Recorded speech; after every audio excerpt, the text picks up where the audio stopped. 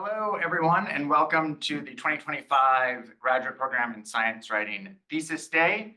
My name is Seth Manukin. I'm the director of the program, and I'm going to give a very brief overview of what we're going to see today and then throw it over to the students.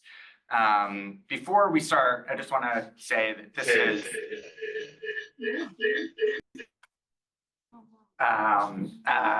for some obvious reasons, been a challenging year for a lot of us. There's been a lot going on in the world and at MIT, and it's oftentimes been hard to focus on what is in front of you. And this class did an extraordinary job in really, really difficult circumstances.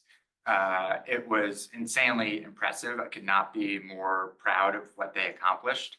And it's really a testament to not only how ferociously intelligent and skilled and talented all of them are, but how much hard work and dedication they put into this and how much they supported each other.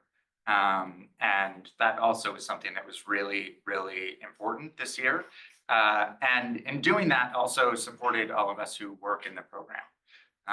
It was much easier to get up and come to work every day with a positive and smiling attitude, knowing that these students were here and just putting everything they had into the program. So I hope you all recognize their achievements, and I hope all of you recognize your own achievements.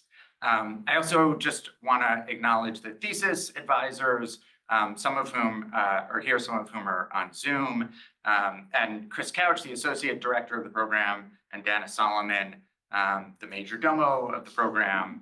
Without the two of them, also, none of this would happen.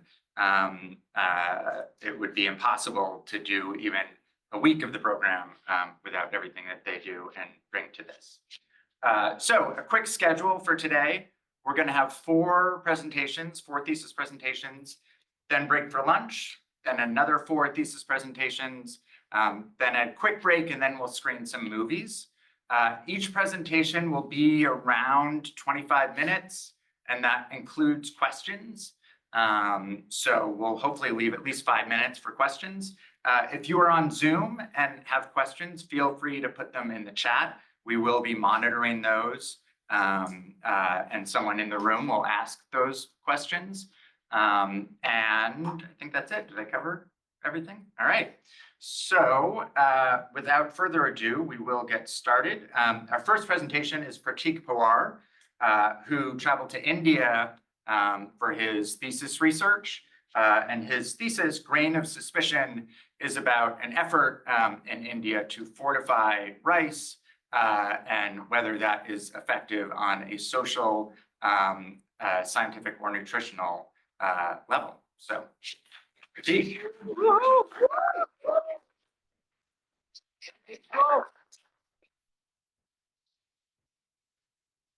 Hi everyone, I'm Pratik.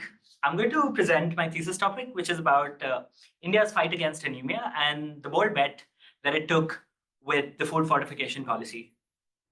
Let me first start by setting the scene for you. Imagine that you're a small farmer in India, particularly the small village called Pahartoli to the east of the country. You live in houses like these, and you make about $2 a day. And most of the food that you get comes from the government, and all the daily staples that comes from all the food security programs that the government has. You get some wheat, you get a little bit of rice, some sugar, and you get even cooking fuel that the government provides you. But it's not just you or your neighbors. Roughly 800 million people sort of rely on this food coming from these safety programs. That's more than twice the population of the US.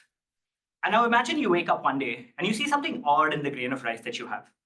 Most of the grains look fine, but a few of them look a little different. They feel plasticky.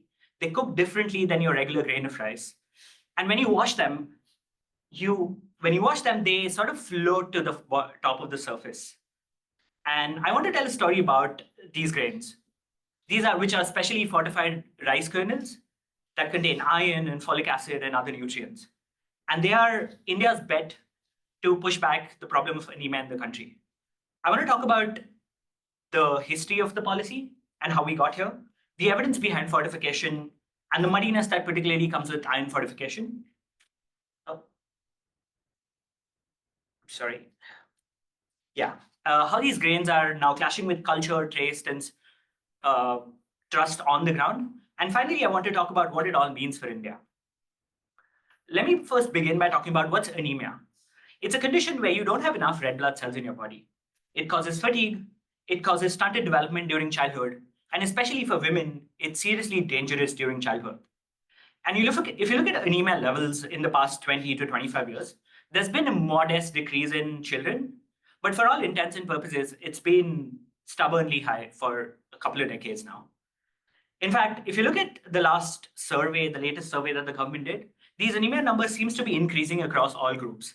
Nearly half of all women and 60% of all children are anemic, under 5. And I want to talk about, again, it was against this background that the government decided to fortify its rice. And rice fortification seems obvious, like it's caused by a lack of iron in the, anemia is caused by a lack of iron in the body. And it makes sense that rice is a daily staple that's being provided by the government. So it made sense for the government to fortify this universal staple that's been given out through these programs. And the logic behind the policy was that iron in food somehow translates to iron in body, which then translates to less anemia in the people who consume this rice. But the logic isn't that straightforward, and it works on paper, but implementation is a little more difficult than that. I want to talk about the evidence that the government cites. They particularly look at 7 randomized controlled trials and to look at the impact of rice fortification on anemia. And they found that there was a 11 percentage point decrease while they were looking at all of these studies. And overall, they saw 109 people had fewer cases of anemia when you compare it to 1,000 people. Those are some serious gains. But the misstep that the government, in my opinion, did was to take that number and extrapolate it to the rest of the country. And when you do that, they found that if you apply that number to the rest of the country, you find 52 million cases of anemia could be averted. That, I think, was the first misstep that the government took. And they used that number to essentially recommend a national rollout. On the other hand, there are other international organizations, particularly the Cochrane Review, which is one of the most prestigious scientific review organizations. And they looked at the same evidence, the same RCTs, and they found that the evidence base is weak. They find that there's a lot of heterogeneity between these 7 RCTs, meaning some studies show effect, but others not. And they also find that these trials ran for a particularly short amount of time, between 4 and 8 months, which isn't enough time to meaningfully measure any impact. And these reviewers plainly state that fortification with rice may make little to no difference in the risk of anemia. So you can see how the same evidence-based was used by the government to push its own agenda, and then independent reviewers reviewed the evidence and came to a completely different conclusion. So as of now, the jury's still out on the evidence. We don't know for sure if it's worked. Maybe it does, maybe it doesn't, but there isn't like a clear, conclusive line of evidence that people can trace. But fortification isn't just about food, right? Rice isn't just a vessel for nutrients. It isn't just carb. In India, it has rich cultural connotations. About 6,000 different varieties of rice is being consumed in India, and different parts of the country cook rice in different ways. So when an unfamiliar grain, a sort of specially fortified, different-looking grain enters your plate, there is a lot of suspicion among the people who are consuming this rice. I spoke to a few of them, and there was a general pushback by the community in general. When people wash rice, which is a common practice in India, these grains sort of float to the top of the surface, and most people just skim them out, people that I spoke to. Some also reported that they just feed these strange-looking grains to the chickens and other things, that other animals that they have. And some communities even called it plastic rice, which just shows you how emblematic, it's just emblematic of how distrustful people are about this kind of rice. And all of that then, which means that years of this policymaking, careful policymaking of making the right grain and distributing it can be nullified with just one stroke of in the kitchen, where people could just take the grain out and then all of that is just down the drain. I want to talk about what happens next between the fortification and the people's suspicion of this grain. The government is still committed despite pushback from government, from people inside the government, but also activists and villagers. They recently, last year, announced that all the rice that's going out now is being fortified. And they also announced that they're going to extend it for 4 more years with $2 billion additional funding for the next 4 years, which means that the program is running ahead, even though there are dissidents outside and within government. And I want to talk a little bit about the pushback and really hone in on what people are talking about. And these are different people either within the government or people who are consuming the rice or right food activists. They are all pushing in their own ways. And for the first time, people inside the government are sort of also questioning this policy. And this has happened for the first time in the last 6 years since the policy has been in place. There was a report last year where a bunch of economists from the government sort of publicly questioned the effectiveness of the policy and wrote like a policy paper. And they wrote that despite the new government's numerous attempts to increase, to improve anemia in the country using fortification, they don't clearly see any direct impact of the policy since the past year. And this kind of compels them to think that fortification does not work despite its widespread appeal within the government. And this is really damning, right? But what does it all mean for people who consume this rice? We know that fortification works. It's not like rice fortification is the first thing that India has done.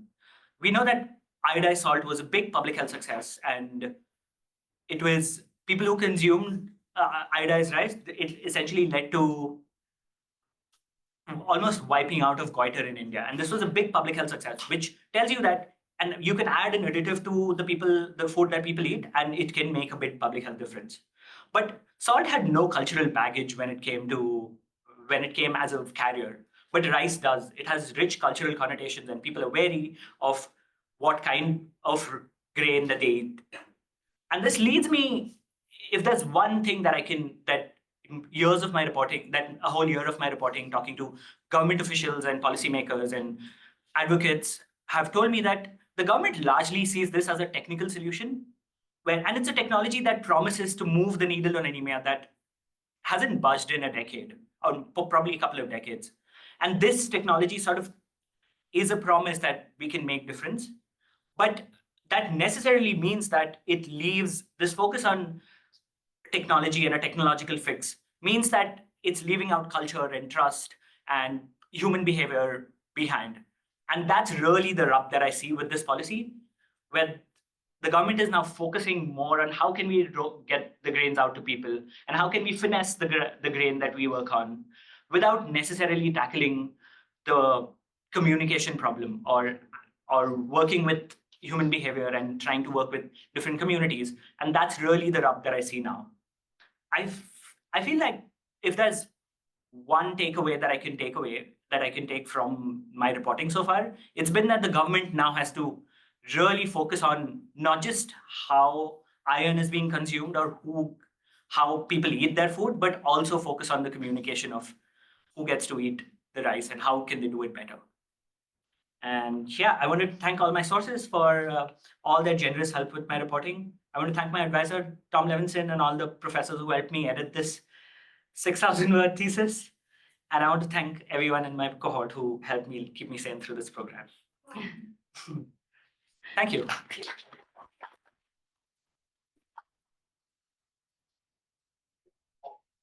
said at the beginning that the fortification of rice is promoting the agenda of the government. And in what way was that promoting the agenda of the government? They have anemia is one of the health indicators that hasn't really moved since the 1970s. If you look at any other health indicator like childhood mortality, or if you look at stunting or malnutrition, all of those health metrics have sort of improved over the years, but anemia has surprisingly been tricky to tackle. And the government really has tried a bunch of things. They tried distributing iron pills to women, and then they changed the dosage. So it's not like the government's been sitting and not doing anything, but none of those programs have really made any difference in terms of the numbers of anemia. And when the Modi government sort of came into power in 2014, one of the things that people inside the government decided to tackle was anemia. And this program was sort of born out of that agenda, Modi government's agenda, to really tackle anemia in a very concrete way. So, yeah, and fortification was, or it provided a promise that none of the other solutions had, and which is why the government went full force on it.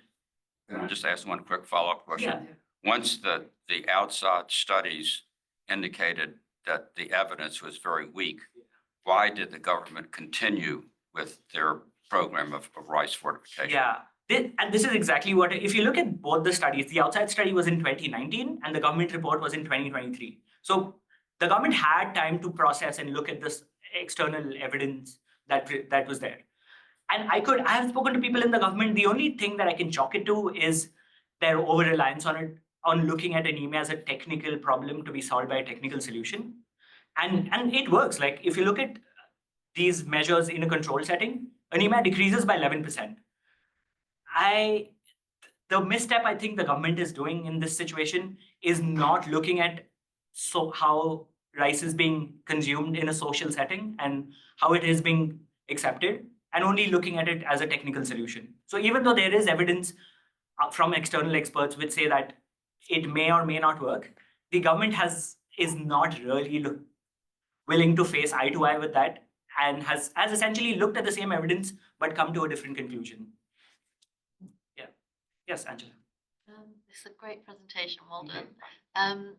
The difference between iodized salt and reinforced rice is that the salt looks and tastes the same, even after it's been treated, whereas the rice looks different. Do you think if the government had engaged with people and educated them about what this rice actually was, they wouldn't have been quite so suspicious about it and more likely to I definitely agree with that.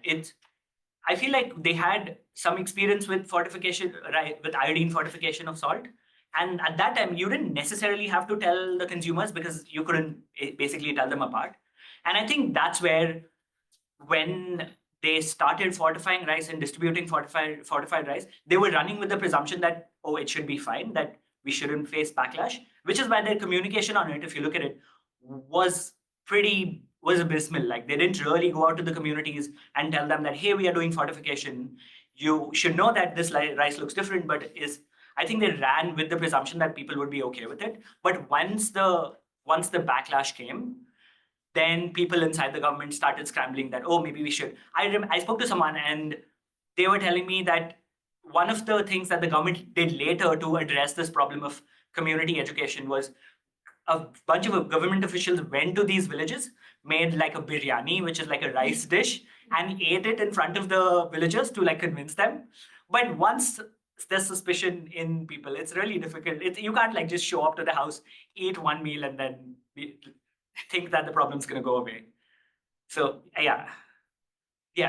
I know you got to speak to a lot of government officials and public health officials. Were you able to talk to some of these people who were receiving the fortified rice and ask them about their skepticism? Yeah, I did. I went through an activist group and I spoke to a couple of people.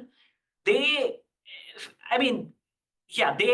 feel a little bit, it depends on household to household. Yeah. Some would say that I would not eat this rice because I don't know what it is. It's sort of, there were misinformation about, oh, this rice is coming from China, or this is, it's plastic, the government is trying to, it's mind control, misinformation like that. And some people were outright accepting it. They were like, oh, the government is doing it, so it should be right. So there wasn't really a consensus. And then there were some people that I spoke to who were also like, I don't really have an option. This is the only food that I have and I don't have time. So I'm just going to eat it, and there wasn't really a consensus, but there was like a mix of suspicion, and then some people were okay with the government doing this. Yeah, Akshay. I mean, you talked about the government basically running the entire program from scratch. I'm curious, are there like external foundations, nonprofits doing similar fortification work? What's their opinion on this? I did speak to a lot of people, and they have been sort of helping government in the implementation of this project. And surprisingly to me, even many of these external foundations or nonprofits that I spoke to, they were similarly blindsided and did not care about the social implications of this policy. There was this organization, I don't want to name them, but I spoke to two people inside that organization, and they were like, look, our job is to only help government fortify and implement and get this rice out to the rest of the people. Maybe for evidence, you can talk to someone else in the government. We have been tasked this, which feels, and this is time and again, if you talk to every organization that's helping the government in one bit or the other, the response that you get usually is that my job is to only do this part of the problem, and you should talk to it. So it's most like people deflecting to answer these hard questions. And I tried speaking to people also inside the government and put this question that, hey, these guys are not giving me the answer. What do you think? And mostly the response was like, why don't you publish this and we can talk about it? Or, yeah. Yes, Lynn. What was the thing you found most surprising, or that you came in with a certain belief and then it changed over your reporting? Yeah. I think I was interested in this topic because public health in India is not as great as, say, the US. And I wanted to particularly look at this policy. And when I came into the program with this idea that I want to look at this policy and how it is being implemented. And I was fairly certain that there is no evidence for it and that the government is just strong arming and, like, we will do this no matter the evidence. But I was surprisingly shocked that there is some evidence.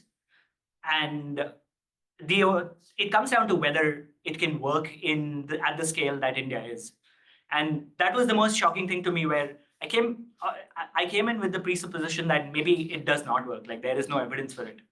But even when looking at government reports, they sort of admit that there is little evidence, but it may or may not work. And that was the shift in perspective that I had after like doing all the reporting and reading all the reports. All right, One last question. Or not. What? It's you. Or you do have a question? No, I was saying we have time for one last question. I wasn't trying to steal the last question. How about, were people willing to talk about, to be critical of the government? How was the reporting process in terms of getting people on the opposite side of the government to open up? When I talked to activists, like Right to Food activists, they were super vocal about it and they have publicly written about it. When you talk to people inside the government, there was a community health doctor who was also within the government, but she was like kicked out because she had vocal opinions about this. And she said to me that people inside the government are kind of reckoning with this policy and whether it works or not. But nobody really has the spine to stand up and speak up within the government. Like you might have external experts, even public health experts, renowned experts in the country who will go on record and speak about it. But people within the government are not very happy to go on the record and talk about it. All right, thank you. Thank you.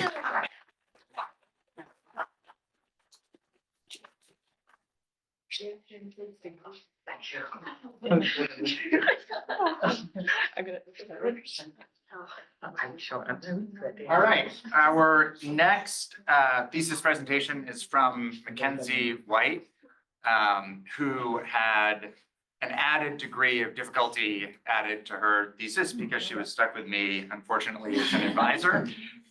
She also continues a trend of my advisees, I'm not sure what this is about, of traveling to very cold places in January for thesis travel. She went to Montana where it was 45 degrees below zero on the day you were there. 45 degrees below zero, and also went to Vermont. And her thesis, Engineering Winter, is about some of the challenges that we're facing both recreationally and environmentally due to the declining snowfall. So, Mackenzie.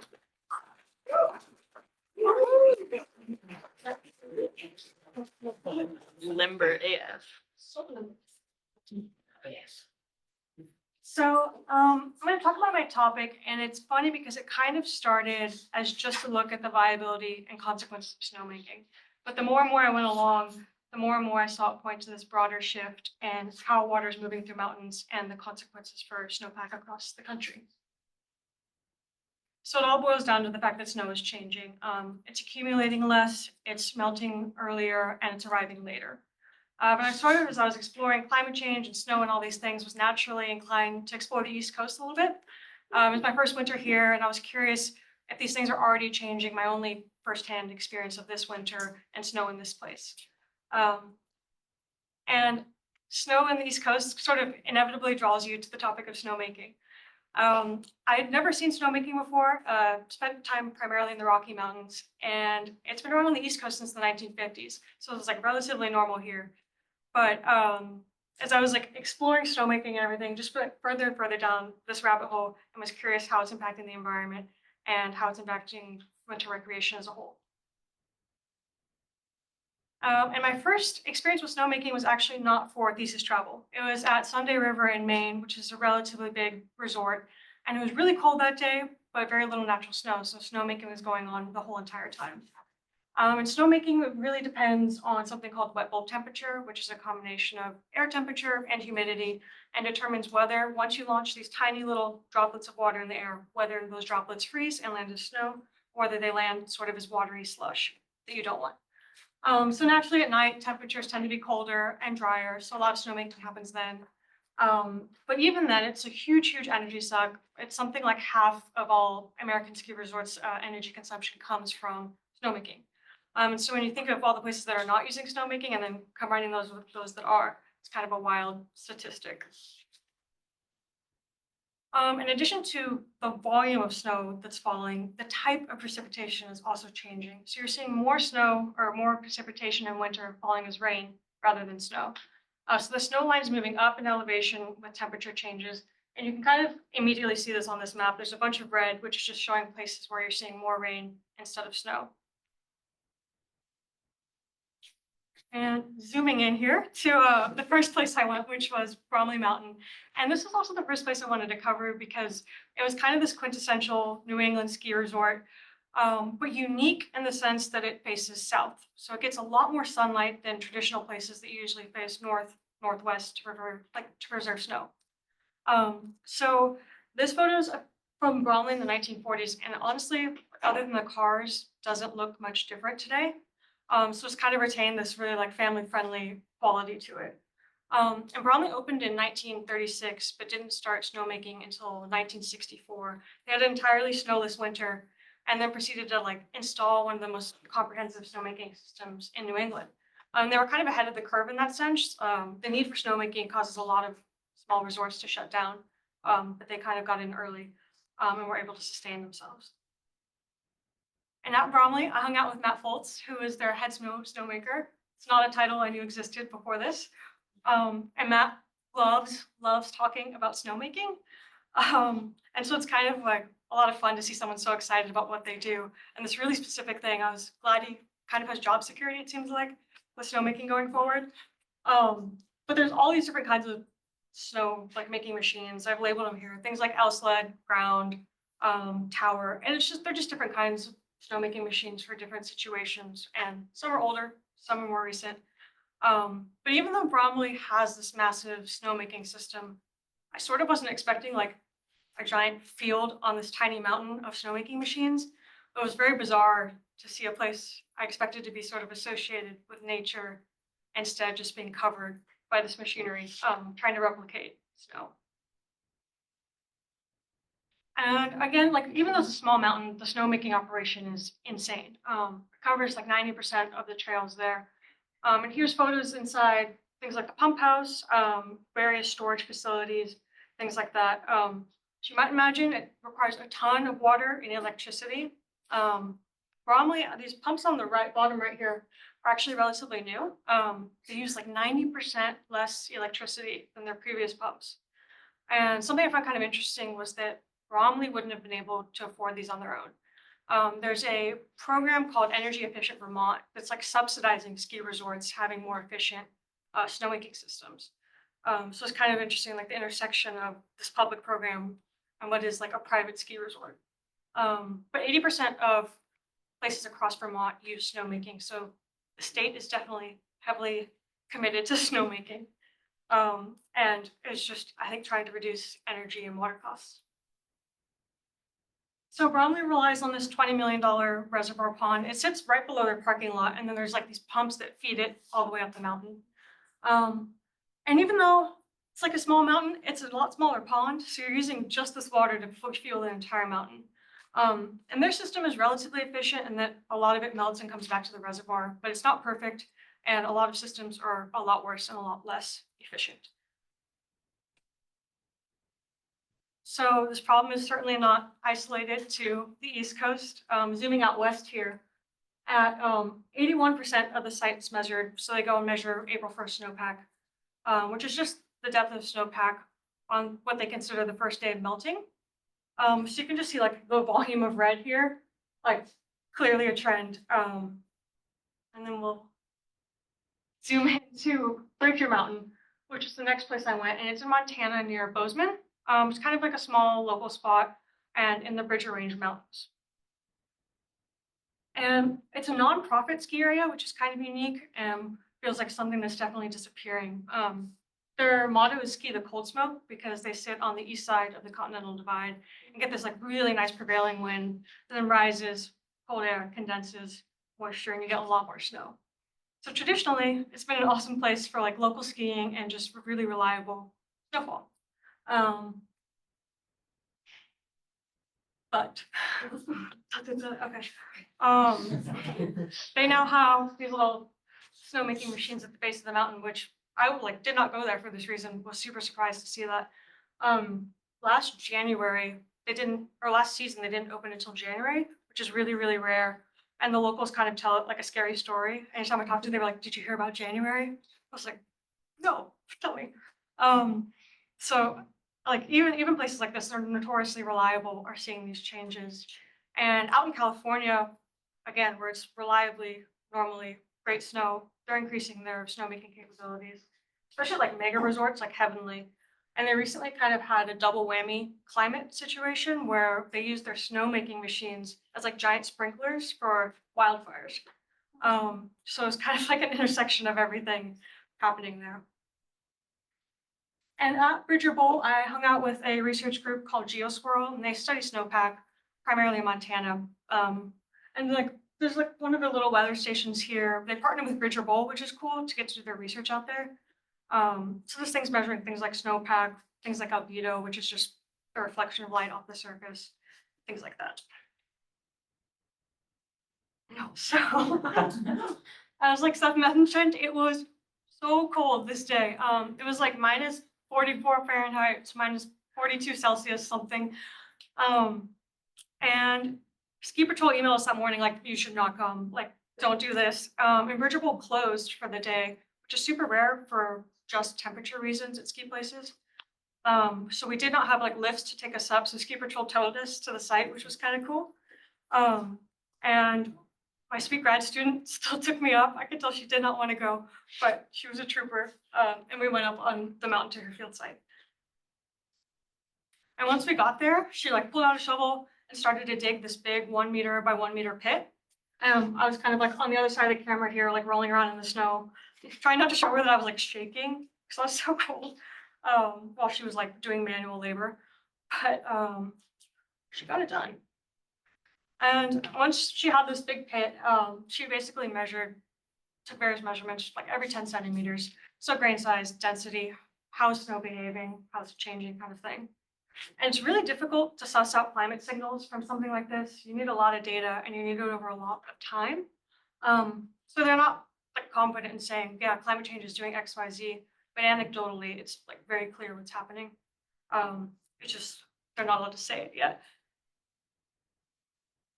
And one of the cool and sort of unexpected things from this was how it's impacting risks like avalanches.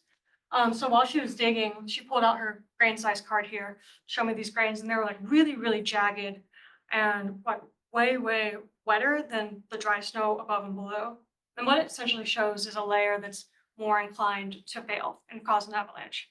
And with climate change, you tend to get wetter storms and then wetter avalanches. And these are denser and a lot more destructive and a lot harder to predict.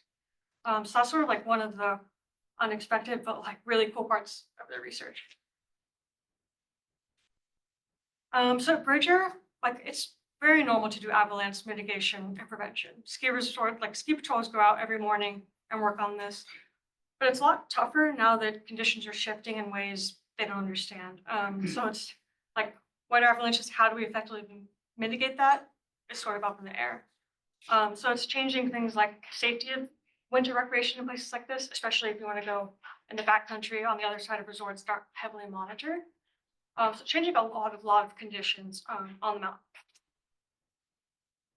And then I found this like accidental selfie I took while we were on the ground because I was like, something wasn't working. And I was trying to figure out what it was. And I realized my camera strap had frozen to my hair. So I was like, down bad. But you can kind of see like my camera lens wasn't blurry. There was just this constant snow like blowing across the surface. So it was like a beautiful day other than like the cold and just kind of like windy conditions on that day. And the next day I was planning to go to Big Sky, which is like the mega resort near Bridger, but decided to just go back to Bridger and eat for science reasons. And Andrea and I had talked sort of the day before that she grew up in southern Germany, and going to this mountain nearby her like family's home sort of reminded her of Bridger, but now that place is like essentially closed. It may open like a day or two a year, but it's basically non-existent. So we had this kind of like ominous conversation about the future of Bridger. So I felt the need to ski it. And you can't talk about snow without talking about water. Obviously, the issue of water in the Colorado Basin is not novel, and it's a massive issue, but it's also important, and like plays heavily into snowpack. So 80% of the Colorado goes to agriculture, and you gotta love alfalfa. So 80% of that, 80+% goes to alfalfa, crops like alfalfa that feed livestock, and they're super water intensive crops. So this photo is from an alfalfa farm outside Moab, Utah. So all this water is coming from snowpack in places like Bridger. I animated it for you guys. A little more pizzazz, okay. So places like Lake Mead on the Colorado, it's the largest reservoir in the US in terms of water content. And so 80% of that is coming from water from snowmelt in the Rocky Mountains. And you can just see like drastic changes. I feel like it just illustrates visually the issue very well. And it's just like continuously sort of compounding and getting worse. There's a ton of tension over water rights, water allocation, who gets water, who doesn't, and like traditionally how we've made those decisions. And as snowpack is changing, these questions are becoming more and more difficult to answer. Spooky dead fish. So it kind of boils down to the Rocky Mountain West is fundamentally changing what kind of climate it experiences. It's not just these like periodic droughts, but a fundamental shift. And sort of the question is what to do about that going forward and how to understand it and study it. So to compensate for the dead fish, avalanche dogs. Yeah, there's an upside. So when it comes to like winter recreation, it's like the future is a little bleak. It's hard to not be kind of pessimistic about that, especially with like smaller places closing and that reducing an already sort of like privileged sport to be even more inaccessible. So when we think about who gets access to winter recreation and how do we like maybe get more people into recreation, it's just like snowballing in the wrong direction. And then again, things like hazards to avalanches are increasing risks and changing their environment in kind of unexpected and unknown ways going forward. And of course, like there's the energy and water issue. It gets a little dicey because you're talking about using energy for snowmaking, which is used to combat like these climate change issues that are perpetuated by using a ton of energy. So there's sort of this loop and like it ends up being a kind of circular conversation. And it's like ultimately also a question of can snowmaking even be viable in these places given the water restraints? So even if a place has infrastructure for snowmaking, is it really going to matter long term? Will that even keep the place open? Thanks.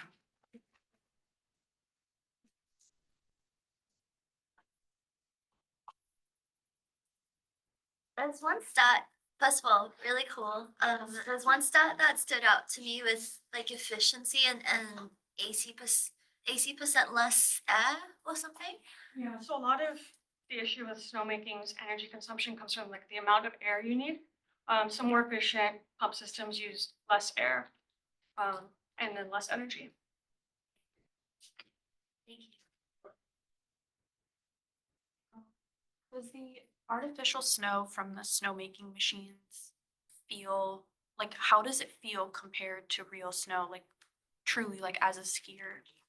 Yeah, I think I went into it thinking it would feel so different, but on the East Coast, which is like known as the ice coast, it kind of was indistinguishable to me. But definitely really different from snow on the West. So there's a lot less air incorporated into these kind of icy pellets versus natural snowflakes incorporate a ton of air into the snowpack. So it ends up being like a lot more buoyant versus dense. So it's kind of like ice versus pillow. Is this kind of shift towards snowmaking, is that a uniquely American or North American thing, or is that a trend we're seeing globally? It's like global, and kind of every other part of the trend is also global. So smaller resorts shutting down, snowline shifting up, and everyone trying to figure out what to do about it and how quickly they can solve the problem. If they can install snowmaking quickly enough to remain economically viable. Why do we need snow other than to provide nice slopes for recreational skiers? Why do we need snow? Outside of, I guess, naturally the water, like you need it to melt into water for everything we use downstream. But in terms of like mountain ecosystems and things like Well, that. what is the fact that snowfall is diminishing? I mean, in terms of water, you're getting rain instead of snow, so that it really doesn't decrease the water supply directly, does it? So I'm just wondering, what is the problem for decreased snow besides the fact that it's not available for skiers, and we've got to have snowbanking machines, and that costs energy. What other problems are there to the planet besides that? There's a few, but on your note about we're still getting the same amount of precipitation if it's falling as rain, I think the big thing with that is the timing of the precipitation. So if snow is kind of is acting like a water tower, like a slow release system, sending it out over time, versus just a quick rainfall, and you don't have access to that water slowly over the season. And the other things you can think of are things like albedo. So snow is white, it's going to reflect a lot of light back out versus dark ground. So it's kind of like we could think of even with, this is usually a common topic with like thinking about ice caps. So when those melt, less white, and you have your dark ocean absorbing more and more heat. So those are a few things. Last question. Yeah, so that the Lake Mead picture that you had, that was literally just like those fish had suffocated to death. Someone definitely arranged them this fun way. Quite ritualistic. They weren't dead. It was like that. This is from 2022, by the way, when there was like this horrible, horrible drought. They weren't all sticking up. I don't think so. I would like to think they are, but I can't imagine that happening naturally.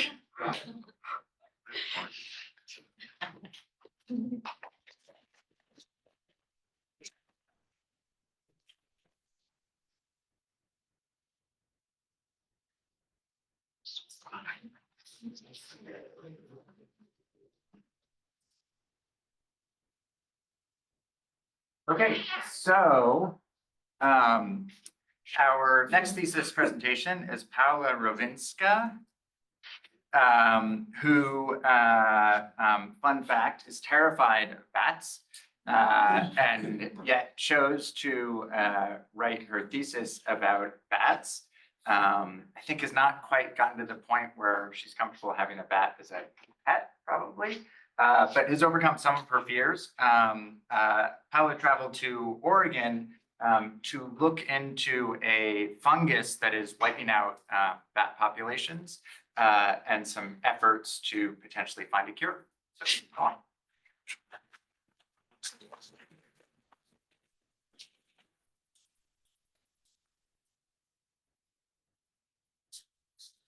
Hello, everyone. So I spent this year studying reporting on fungi, and on bats.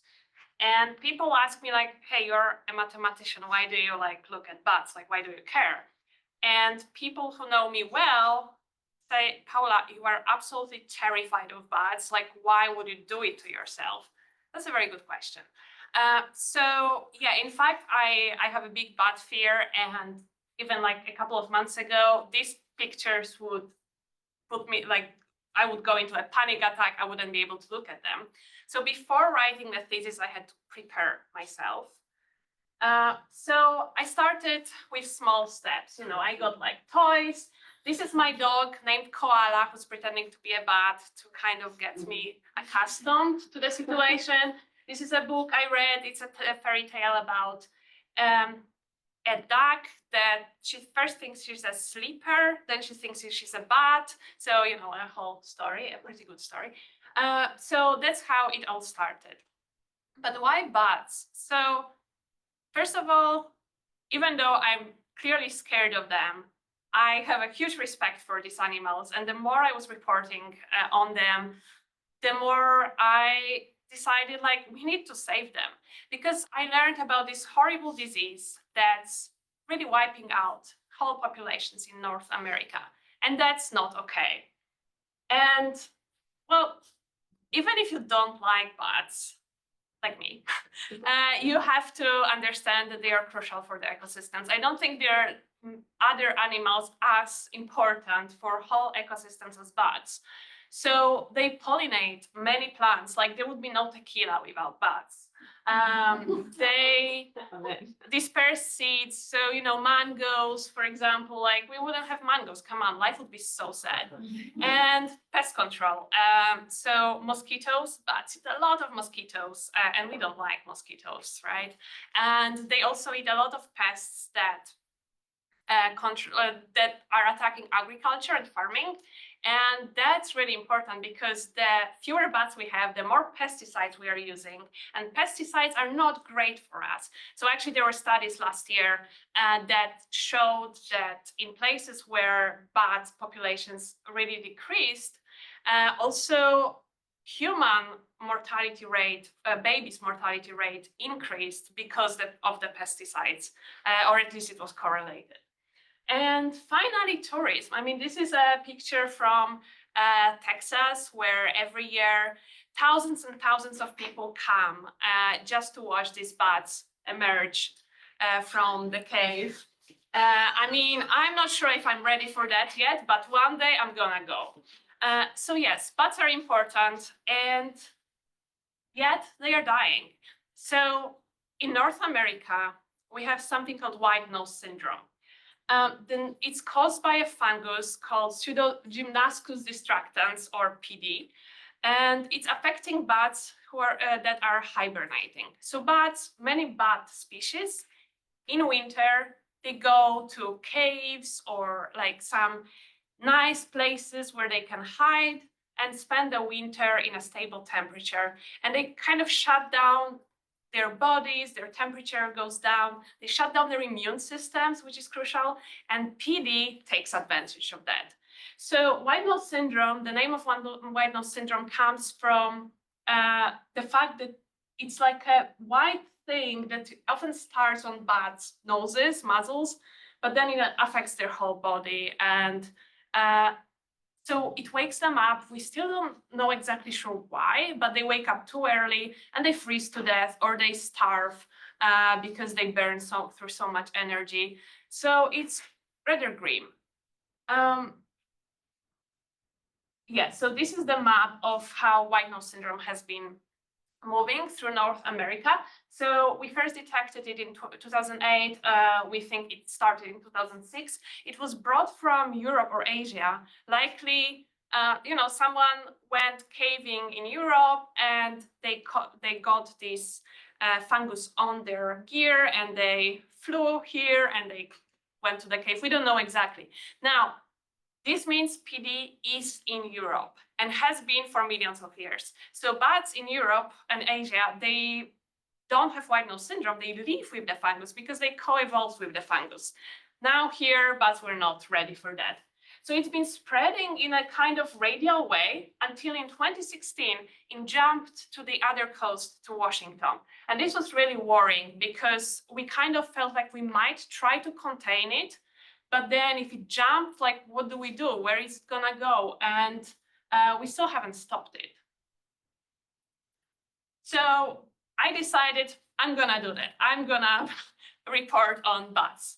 And I started reaching out to people, and the first person I spoke with is Tina from Bat Conservation International, which is a fantastic organization, and they really look into all different dangers that bats are affected by.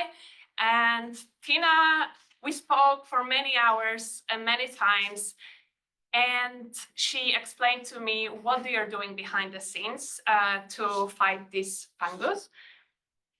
And I said, so Tina, I have this funding to travel for my thesis, and we travel in January. So where do you think I should go? And she looked at me and she said, well, sorry to bring it to you, but in January, bats are hibernating. We literally don't touch them. We don't want to interfere with them. So I was like, I don't know how this thesis is gonna go. And then we had many brainstorming sessions, and she suggested I contact Emily and Jenny at Oregon State University. And they have a very different approach to many people who work. They don't work directly with bats, which is good for me. I didn't have to watch bats flying around, but they work in a lab and they focus on the fungus. So they want to, instead of trying to help bats boost their immune systems, they want to get rid of the fungus from the places where bats hibernate. This way, they will never get rid fully of the fungus, but if there's less of it, the bats will not spread it around and get infected. So they are working using biotech tools to do that. And neither has a lot of experience with bats. So it was all new for them. And Emily, she studied art history and fine arts, so she really took her time to get into biology and environmental studies, although she always loved bats. She told me even she always wanted pugs as dogs because she thinks they're bat-faced. So she's really in love with them. And Jenny, she's from Colombia. She has background in biology, but she worked on amphibians for most of her life. So we started talking, and they invited me to Oregon, to Corvallis, Oregon, to show me what they are doing. Now, it all started in 2019 when there was an announcement that there's a contest to generate a novel idea to help target PD. Now, the idea didn't have to be developed. It was really, there were even high schoolers submitting ideas, and every idea counted. And they won. They won $20,000, which of course didn't fund their research, but it was a nice boost, and they decided to pursue the idea. So what's the idea? The idea is based on something called RNA interference, or RNAi, which actually was a Nobel Prize winning discovery. So it's a natural process. It's a natural process that prevents some proteins in bodies to be generated. So a quick refresher of biology. So DNA, very important. DNA is kind of a code for life. And it helps the bodies build proteins. It's kind of a code for proteins. For a protein to be generated, DNA is transcribed onto RNA. And if something goes wrong in this process, the protein won't be produced, so why would we develop this, evolve to do this? Well, we don't want all DNA and all proteins to be created. So imagine a virus gets into our body. We don't want it to multiply. Or something goes wrong with DNA. We want to get rid of it. So this is a natural process. But in the last years, scientists started taking it and making it artificial. So for example, what Emily and Jenny thought, what about we use this process to stop proteins in PD from being created, right? Then PD will die. So this is what they've been working on for a while. Now, they also usually, this has been done in like human bodies or in general within a body, or like people are changing plants so that the RNAi is kind of embedded in a plant. But what Emily and Jenny are trying to do is to spray areas, spray surfaces with a spray that is gonna trigger this process. And this is kind of new, although in 2023, the first spray in the US has been approved by EPA. It's the sprays against potato beetle, which is really affecting a lot of agriculture. So Emily and Jenny really hope that this is gonna pave the way for their for approvals for their treatment.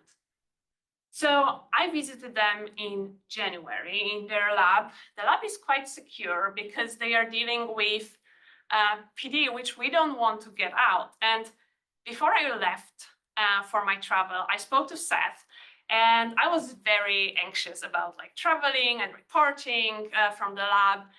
And he wanted to reassure me, and he asked, so what's the worst that can happen? And I said, well, I can fall, something will break, then it will be on my clothes, then I get out, I spread PD in the world, and all bats die out. And he's like, okay, yeah, that's a bad case scenario. You didn't help, Seth, sorry.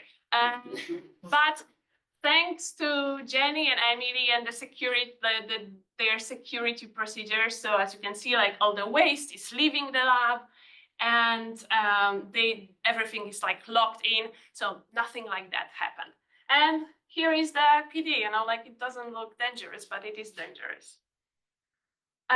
So they've been working on it since 2019, and they're making a lot of progress.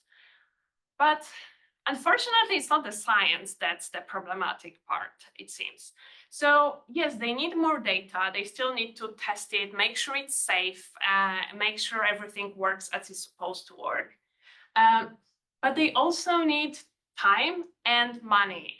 And they've really struggled with getting grants and funding. And so every year they have to apply for new grants. So they take their time, instead of doing their research, they have to apply for new grants. And they usually have this problem of the research is not ready for application yet, so it's not like applied enough, but it's also not really into like basic science, so it's not like basic science enough, so they're kind of in this middle ground. And Jenny, who's not a US citizen, her funding really is important for her because her visa is tied to the funding, so it's a lot of money issues.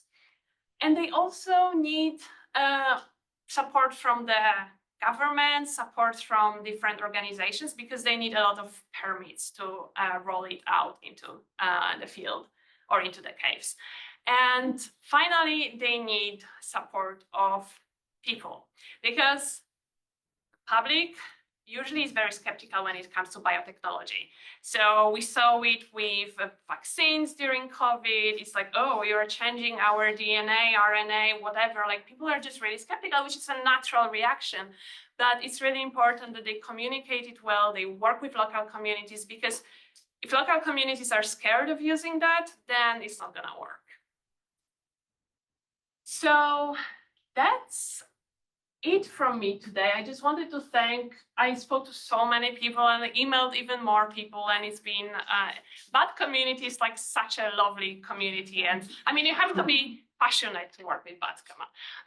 And I also wanted to thank Ashley, my advisor, and Seth, who gave me a lot of feedback, and Angela, of course.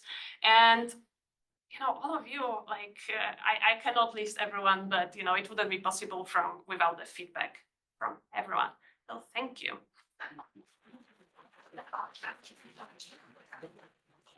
Oh, Mackenzie.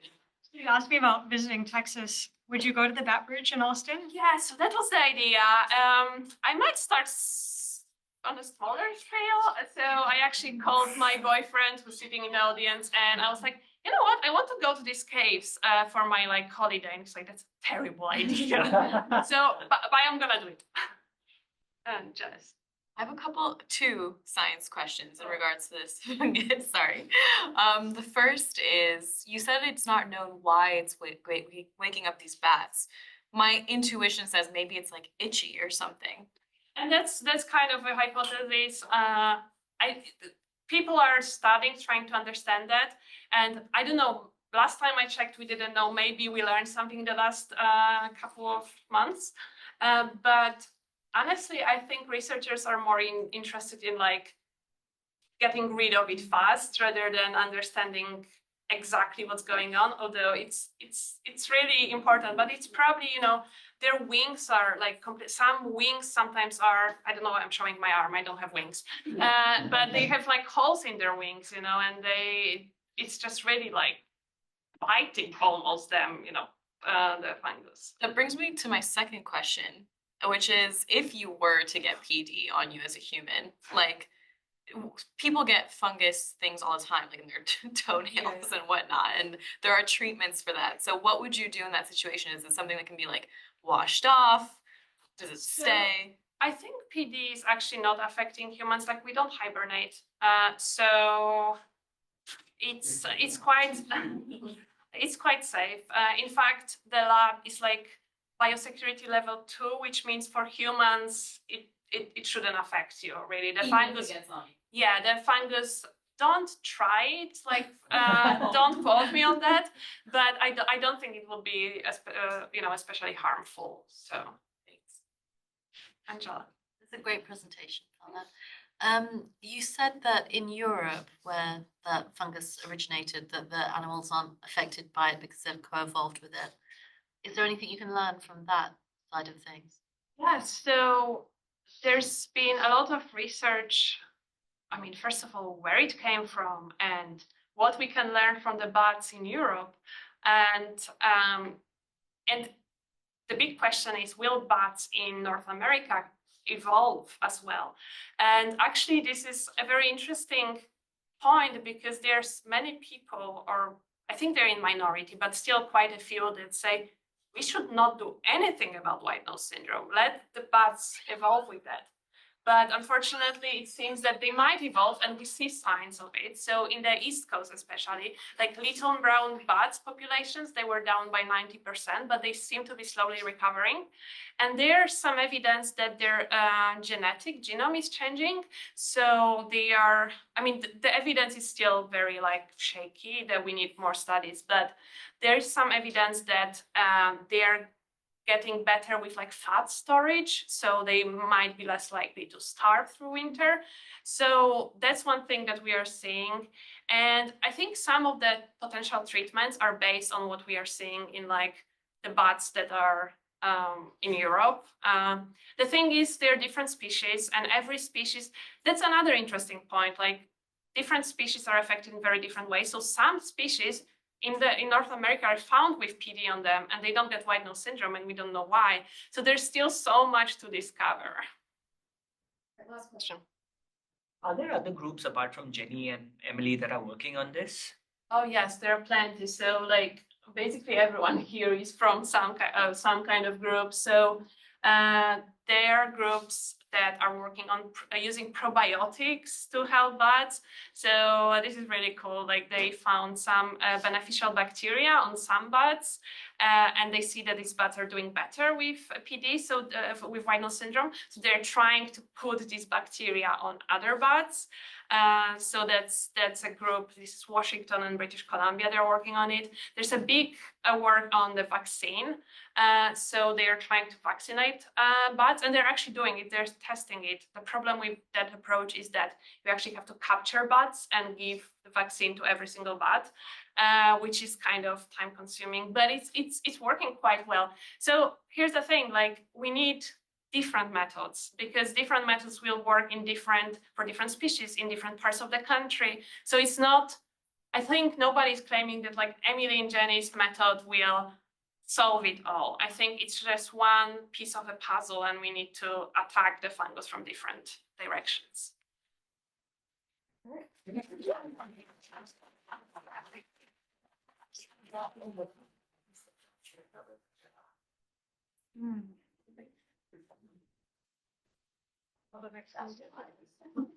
Okay, so this is our last presentation before lunch. We will then break until 12:45, yeah, 12:45. And we will come back at 12:45 for the after lunch presentations.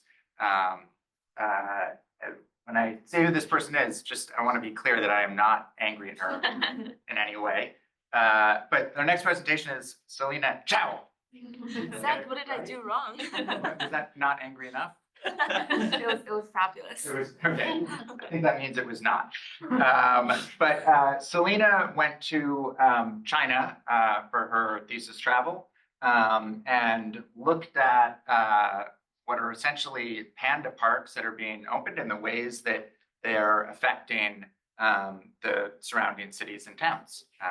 So Celina definitely had a much cuter animal than Paula did. Hey. But I personally, bats are my favorite animal. So anyway, Celina.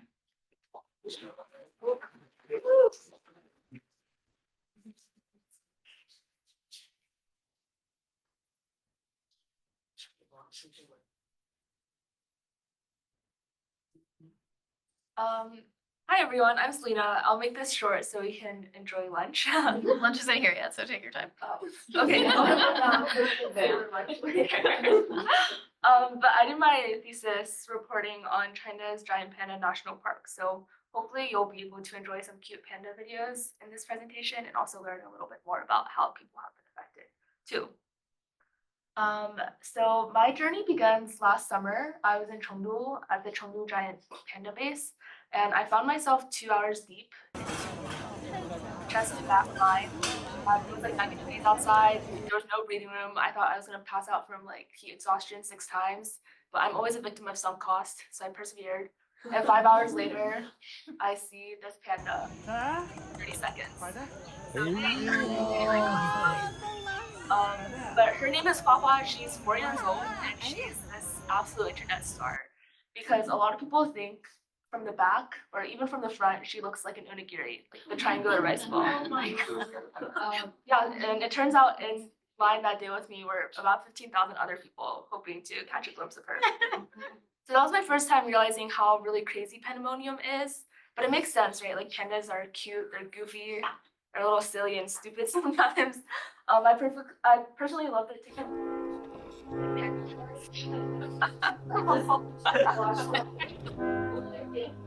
Paul has natural selection not for you yet. It really evokes this sort of like benevolent protection and makes you want to protect them. But let's switch over. So this is Yan, another panda I saw that day. But actually people didn't always love pandas. And in fact, they weren't even really relevant until the past 100 years or so. So the giant panda has lived within the borders of modern day China for about 8 million years at this point. But like no one cared at all. People wrote poetry about even the cicada, tons of poetry actually, but there's nothing about pandas in any artwork or written historical record or poetry. And instead, the panda is really tied to the birth of the modern day People's Republic of China. So when China became a new nation in 1949, it really wanted to shed its imperial past.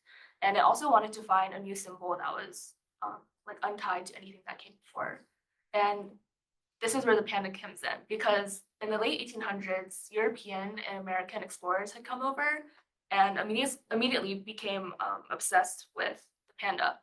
And so from then on, giant pandas really became the face of this new nation, and China started sending these bears abroad as panda diplomacy. So here's a picture from the National Zoo in 1972. That's Richard Nixon looking at the pandas. So yeah, again, this is like a symbol of soft power and a way for China to redefine itself. And because of their status as a national treasure and just like internationally beloved animal, they've also had one of the biggest success stories in conservation. So in the late 1980s, their population was down to just a little bit over 1,000 individuals, and they were classified as endangered. But because of like all the attention and lavish funding and support that they got from China and also international conservation organizations like the World Wildlife Fund, like their icon is a panda, so they have to stay there, right? The panda population was able to bounce back to about 1800 in 2014, and then they were classified as vulnerable instead of endangered. So now when we think about animal conservation, pandas are often the face of the movement, not bats, unfortunately, but bats deserve the attention too. But of course, there's always more work to be done. So in December 2016, China announced plans for a pilot park called the Giant Panda National Park. And this would be a ginormous conservation area about 3 times the size of Yellowstone, stretching across 3 provinces in the central west of China. And this is obviously a huge win for pandas. It connects a lot of isolated populations and helping them intermix and breed. And as an umbrella species, protecting giant panda habitat also protects the habitats of other animals that live within the same borders. So like the red panda, like Master Shifu from Kung Fu Panda, and then also snow leopard are species that live within this. So it just seems great all around, right? But there's a problem, and it's kind of a big problem. 100,000 people live within and around the borders of the park as well. So you can see that this is really in the middle of nowhere. It's full of surrounding cities, towns, villages, and a lot of these places have relied on things like livestock farming, logging, hydropower, coal, and these aren't great for the environment. So under the rules of the new national park, all of these things will be banned. But they weren't just industries or ways to make money, they were also whole ways of life, which brings us to a really familiar challenge in conservation, which is how to protect ecosystems without further marginalizing the people who live within them. Because for the Giant Panda National Park, many of the people who live around or within the boundaries of the park have traditionally been some of China's poorest residents. And a lot of them are also ethnic minorities who have lived in these regions for far, far longer than the panda has ever been imported. So when I traveled to the national park in January for thesis reporting, I really wanted to hone in on 2 places that at first glance seem to have vastly different outcomes from the park. So the first one is Longtonggo. Sorry, I should have figured out the pointer situation before. Never mind. I'll just play. Longtonggo, which is at the bottom of the park, and then Wolong Nature Reserve, more in the like smack middle. So break these 2 down a little bit. So Longtonggo, which is on the left right there, it's the park's master plan named it as one of 10 exclusive new entrance communities charged with like showcasing the image of the national park. And because of this, a lot of money flooded in from the central government to build all sorts of panda-related infrastructure. And this directly benefited locals as well, like daily life improved a ton. In contrast, the second place is called Wolong. So this is home to the greatest number of wild pandas on Earth. And it was one of the first 4 panda nature reserves established in China in 1963. And 5,000 people also call this place home. But for the past 60 years, they've really been pitted against conservationists and pandas for their land use. And now the national park just seems like another reminder that pandas are more important than people. So for my thesis, I really wanted to see in the past 4 years how the Giant Panda National Park has affected everyone's lives here. And it was kind of a risky strategy because I didn't contact anyone beforehand. I just showed up and decided to talk to people and see how things are going, which was a risky strategy in itself already, but especially risky because I don't speak any dialects and I'm also just some random girl showing up for a week.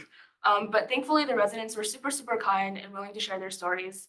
And today I'm going to share a few of them with you as well. So let's start off in Longtonggo, our entrance community here. Oh, sorry. Yeah, so based on these, it seems like Longtonggo is like a clear winner of the park because they have gotten a lot of funding and lavish support and just benefit. While Wolong, at first glance, seems like a loser. So yeah, I wanted to investigate if this was the case or not. So let's start off in Longtonggo. So here, people have traditionally built their livelihoods around hydropower and coal. It was pretty dangerous and dirty work, and a lot of people didn't really want their kids doing it. So a big trend was moving out of these places. And the new national park banned these industries, and at first it seemed pretty disastrous because, I mean, everyone was doing these things, like everyone was out of work. But because it was a special entrance community, a lot of money came in, and this money was really put to good use.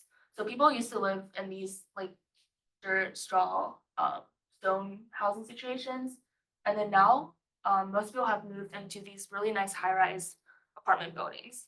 And there's obviously pandas everywhere you look. Like I think the only way you wouldn't see a panda in your line of sight is if you literally close your eyes. And Zhou Hong is one guy I talked to in Longtonggo who really thought he didn't have a future here.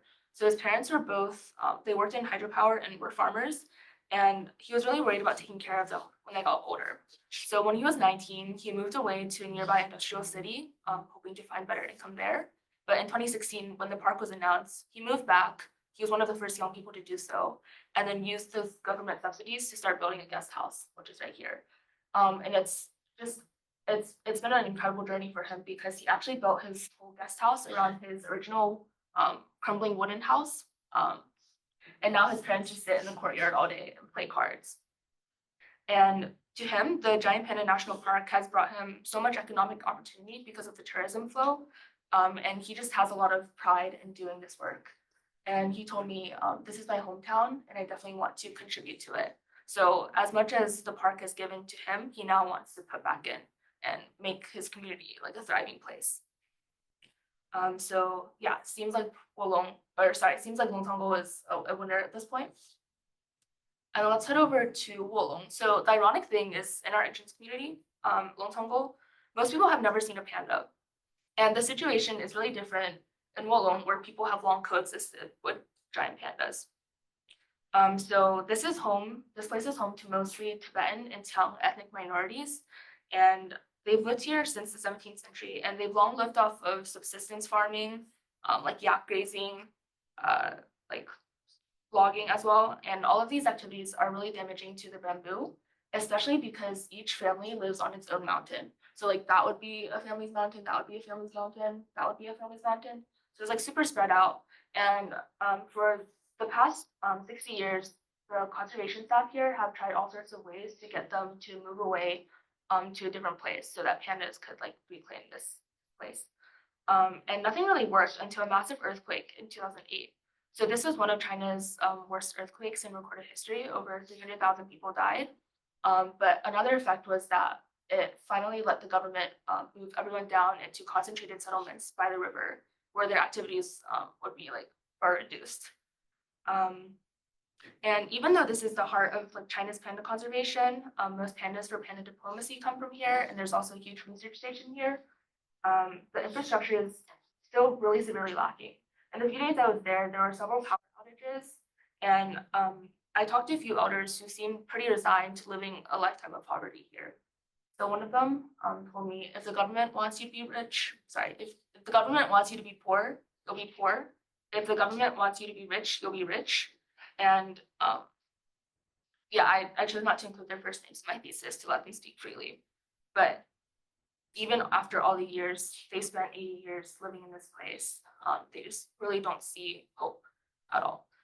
So I was wondering if maybe the failures here have shaped the vision for entrance communities. But actually, the more I talk to people, the more I realize it's actually not that clear cut. So it's not just geographical luck that determines the outcome you have from the Giant Panda National Park. Instead, it's really an uneven transformation, and each person is trying to make the most out of their own situation. So let's go back to Longtonggo, the entrance community. And right here is a publicity poster in the village's publicity square. And I'm gonna zoom in on this right part over here. So at the top, it says something like from lean on the mountain, eat the mountain. So like exploiting natural resources to protect the mountain, enrich the people. And below you see before and afters of 3 villagers who have like transformed their lives since the Giant Panda National Park. So we have a coal miner who's now a chef, a logger who's now a forest ranger, and then like a wild forest plant forager who's now a panda themed homestay manager. And I actually got the chance to meet the logger turned forest ranger. So his name is Huang Jianying, and his journey seems like the perfect karmic circle, right? Like he literally went from cutting down trees to now protecting them and the pandas that live within them. But it turns out that he's having a pretty tough time. So for one, he lost his home in the relocation efforts of the park because it was right by the border and the town government wanted to build new infrastructure there. but they were promised replacement housing, and now even 7 years later, there's still nothing. And his mother has already died without ever getting a permanent home again. And as a forest ranger, he doesn't earn enough money either in retirement. So now, even though he's been 3 years technically retired at this point, he still puts on his uniform every day and goes to teach at a panda education base for young kids. And he told me it's good work. He doesn't regret it, but the wage is really not livable. And his journey isn't as perfect as the billboard makes it seem. So again, I think this is really teaching me that the Giant Panda National Park's impact isn't equally characterized, and across its huge territory, there's a really complex network of stories, adaptations, and setbacks. And for every resident like Plong who's still kind of navigating the economic and emotional fallout of change, there's also people who have sometimes unexpectedly forged new rules for themselves. So the story I want to end on today, actually, one more thing. So this is the guest house that we saw with the first character, Zhao, and that's the replacement housing Huang has been promised. So 7 years later, it's still in the works, not built yet. So this is, I think, a really good contrast of how different outcomes can be. But the story I want to end on is a hopeful one. So going back to Wolong, I met this guy. So he's his name is Van Puhui, and he's ethnically Tibetan. So for him, the park isn't just a top-down initiative where it's only the government as a player. It's actually an opportunity for him and for other locals to take control of the tourism economy and really shape the community's future. So now he's creating a company for what he calls high-value ecotourism, which is high-cost, high-value service that benefits both the environment and the community. So the current problem in his eyes is that outside tour companies have long gotten most of the profit from Wolong, even as locals continue to bear the brunt of the policies.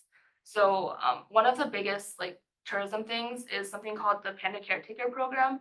So visitors can dress up in panda caretaker gear and then clean the enclosures and then cut bamboo for pandas to eat later. But it's a super separate experience from pandas in their habitat because you never even see a panda or see bamboo, real life bamboo. So now Van wants to seize this opportunity back, and what he's envisioning is on his patch of land on his family's farm, instead of tearing down ecosystems to plant more crops, he wants to plant a bamboo forest. So ultimately, this bamboo won't just provide food for the pandas, but also serve as a panda habitat for visitors to tour, and also restore the farmland back into a forest. And it's definitely a challenge because while we were up there, I started hearing ringing behind me, and I turn around and I see 4 goats following us. I think they're super cute. I love goats, but goats eat bamboo, so it's really bad for the environment, I guess. And it turns out these are his father's goats. So even his father isn't necessarily on board with this idea yet, which is bad because Van put his entire life savings and his brothers into this project. So he said the locals all think I have a problem with my head. Why am I spending my own money to protect giant panda habitat? That's the government's job. So obviously the task in front of him is pretty steep to convince everyone and put everyone on board. But then we keep climbing up the mountain and begin seeing the early bamboo forest take shape. So every 2 to 3 feet, there's this sapling sprouting above. Already it feels like there's more diversity of life. It's greener, there's birds twittering all around us. And money from this project, Van hopes to put back into his community for environmental education for young school children, or also training more local tour guides. And he leaves me with just such a strong conviction that he knows he will achieve his dream. And with that, thank you so much to everyone who has helped me through this process. I owe everyone such a big thank you, especially Kara, my thesis advisor, Alan, my second reader, and Angela for all her wonderful guidance over the thesis seminar. Thank you.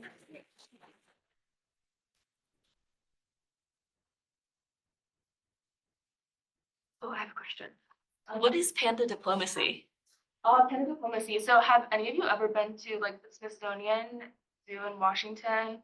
There's several zoos. I think LA SF Zoo also have it. But basically, zoos can loan a panda for a couple of years from China, and then money from that loan goes to protecting giant pandas and giant panda habitats. but it's like usually a 5 to 10-year loan where Americans or like anywhere else in the world can see these pandas in local zoos. Embassies. Yeah, they're stars. Yeah. They like go back and retire into like special suites in China. Yeah. I want to ask the same question that Lynn asked you. Was there, when you came to this project and when you actually reported it, was there anything that really changed for you or that you didn't anticipate while going in? I think that's like such a deceptively hard question. I think I didn't realize how widespread panda culture is in this province, Sichuan. So I think pandas have genuinely changed the lives of people in so many good ways because of all the tourism and all the attention and money that comes in. So yeah, I didn't like everywhere in this province, like there's panda somewhere. Panda like merch. I mean, like every corner. So yeah, pandas are just so embedded into the entire culture here. Lynn? And beyond, you say some curiosities like this new protected area, beyond the economic value, is there also engagement with talking about the ecological importance of pandas and do they care, the locals? Yeah, so because the locals have long lived with the panda, like the elders I talked to, most of them have seen like a giant panda like a few feet away within the past 2 years. I think they're more used to seeing the panda as just like a squirrel. And then to be fair, like pandas on their own, they like keep to themselves. They don't really do much to interact with the ecosystem. So I think it's more of the funding that makes pandas useful as like a general umbrella species. So for Van Fugui, the last guy, he definitely wants to increase this importance of environmental education in schools and say why it's important to stop cutting down bamboo or just to protect the ecosystem for pandas. But I think, yeah, there generally is a message of like taking care of the animals around you as well.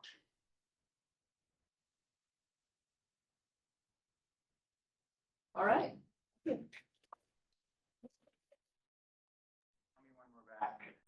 In the interim, we now will start the second half of our presentations. And first up this afternoon is Jessica Chomik-Morales, who traveled to Paraguay for her thesis, which is titled A Maverick Neuroscientist, What Does Life Look Like Outside of the Ivory Tower, which unfortunately is something that we all might need to learn to deal with in the next couple of years. So Jessica.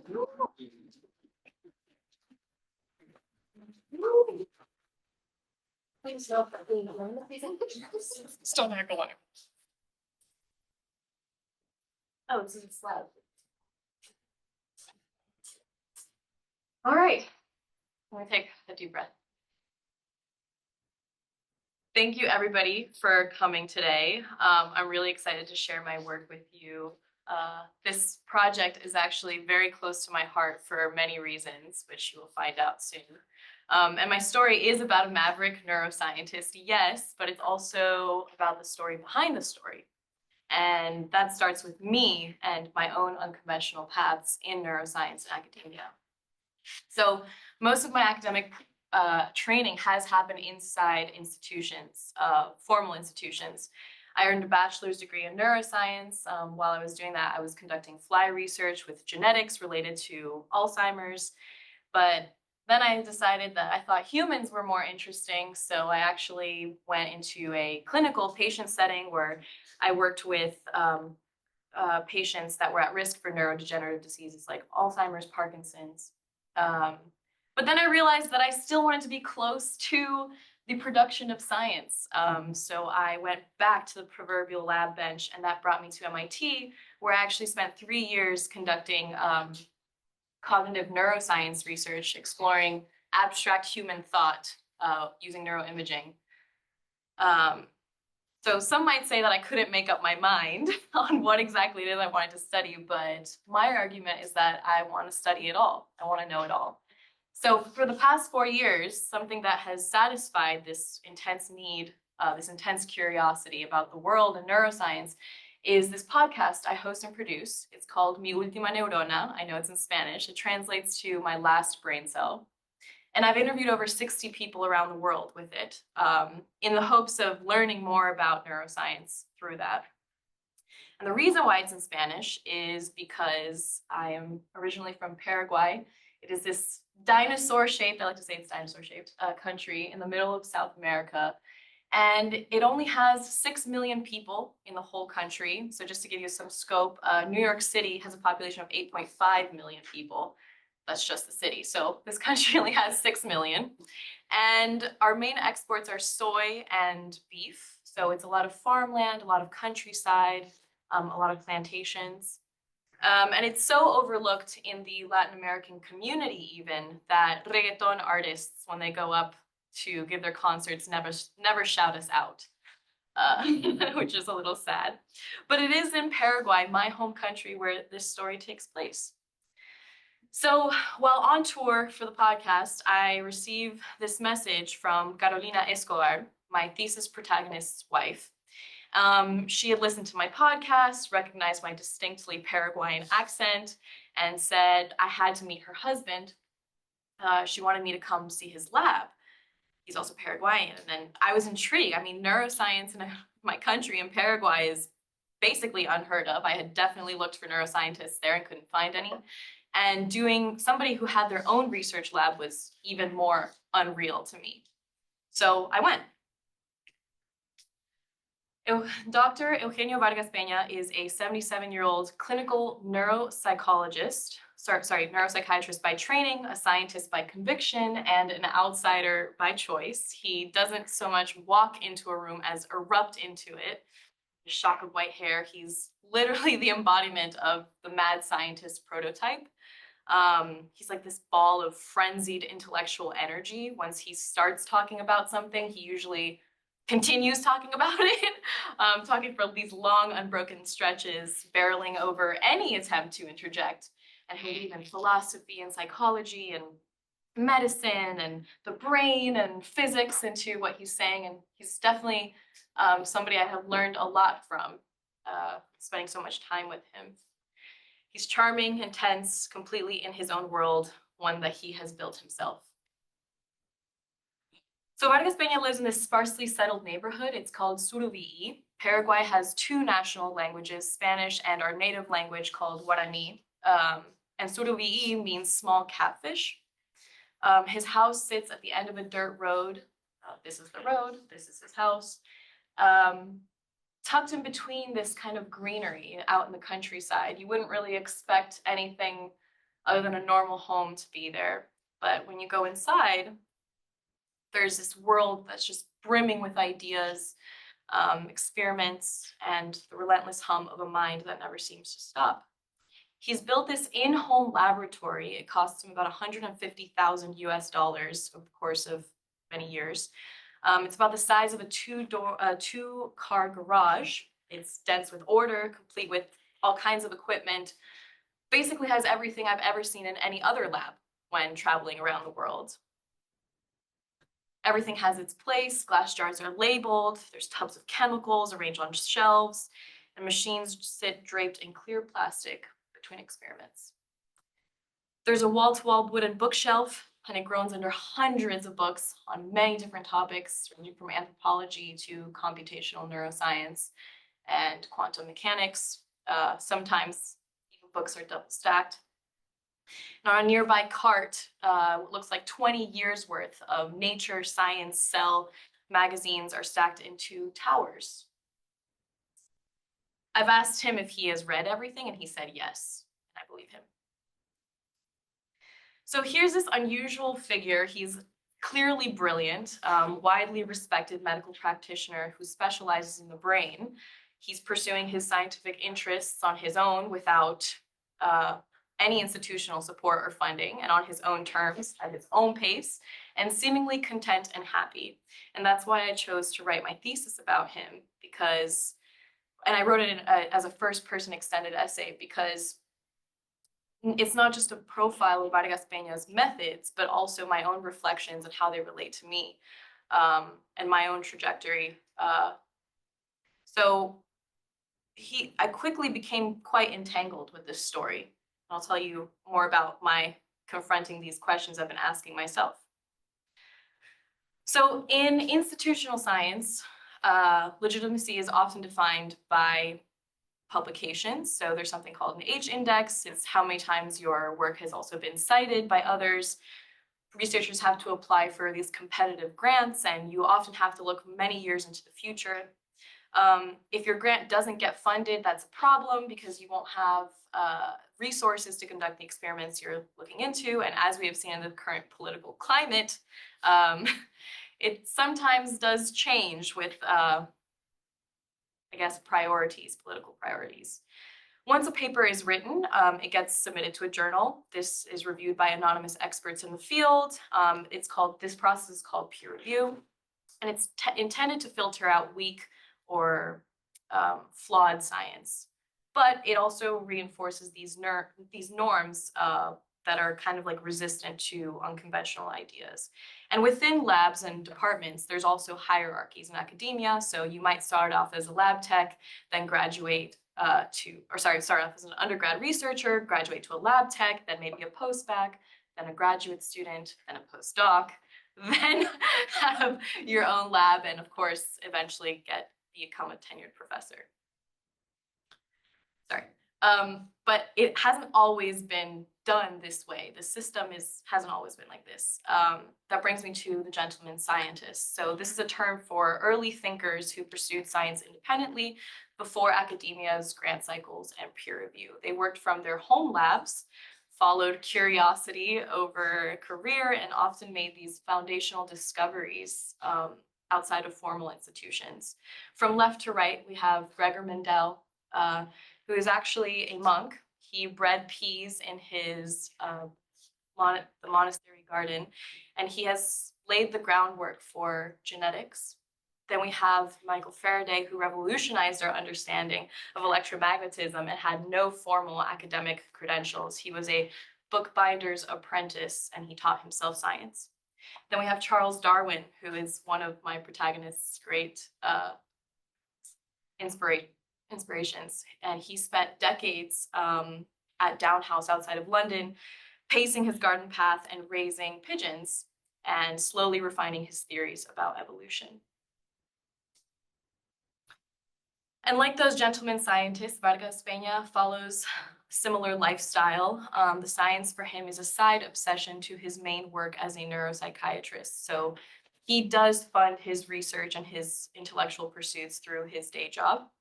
And I'm not sure if that makes it science more of a hobby or a legitimate scientist by academic standards, but perhaps these older standards are what he actually is more attuned to. His son calls him a modern Renaissance man. So Vargas Peña works independently in his countryside home. This is what it looks like just outside of it. While I was there was a bird that hit the window of his home, and it did pass away, unfortunately. And he brought it inside and took its brain out. And we did some procedures to preserve the brain, and then we sliced it very carefully, and we looked under the microscope, and we looked at the cerebellum, and taught me a lot. And he's even told me that he's performed in vitro fertilization of this bull and submitted it to the country fair where the bull, when it grew up, won some prize. And he did this just to understand the process. And I think that's very cool, very interesting. He's never accepted government funding. Everything he does himself. He actually has this saying, it says, donde haya beneficios, haya esposas, which means wherever there are benefits, there are shackles. And he wants to keep away from that. While I spent time here in his countryside home, our daily routines were to wake up quite early, maybe 6 a.m., which is early for me. We would do science from 8 a.m. until maybe 2 p.m., and then I would be free to do whatever I want. So I would ride horses, and I would just sit in the grass. And it was quite nice and very different from the life I live here in Boston. But of course, as you can imagine, the key tension in my story is about his scientific legitimacy. So while I was in Paraguay, I interviewed the president of the National Consulate of Science and Technology, who actually has known Vargas Peña for a long time. But of course, Vargas Peña does not form part of this consulate. And what he did at this meeting is he pulled up, he said, well, we need credentials. We need some way to validate people. So he pulled up Google Scholar and he typed in Vargas Peña's name. Of course, nothing came up. And then he typed in my name, and thank God something came up.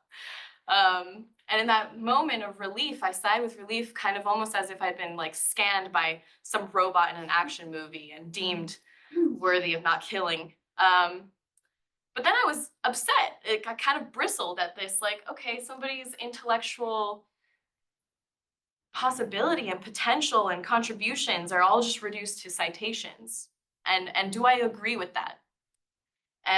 But in my moment of, kind of rebelling against the system in my head, I was brought back to reality, and knowing basically when he said, how do we separate science from self-proclaimed genius? We do need checks and balances, and science is about being in conversation with others.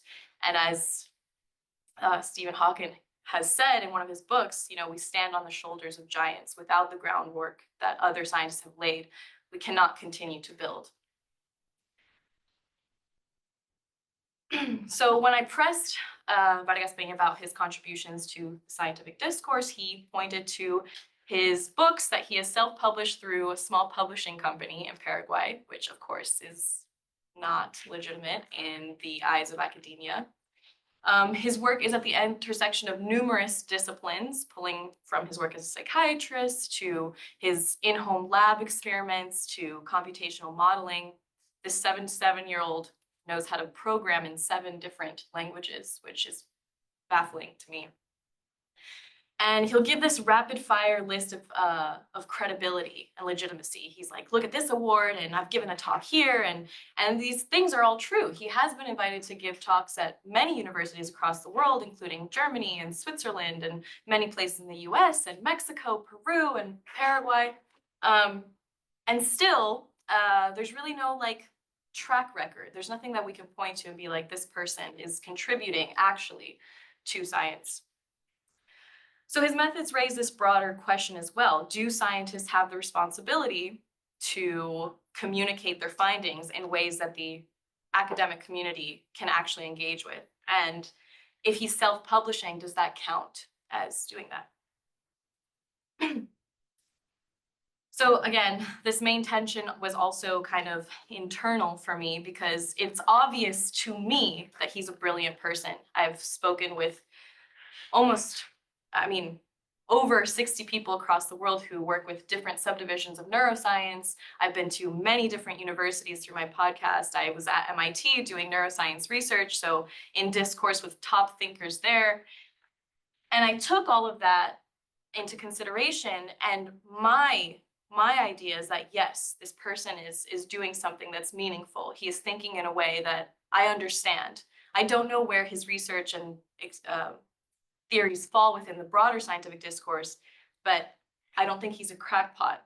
And yet, whenever I brought him up to other people, especially my mentors here, I was immediately met with resistance, of course, because he doesn't have a Google Scholar to point to, and he was immediately labeled as a crackpot.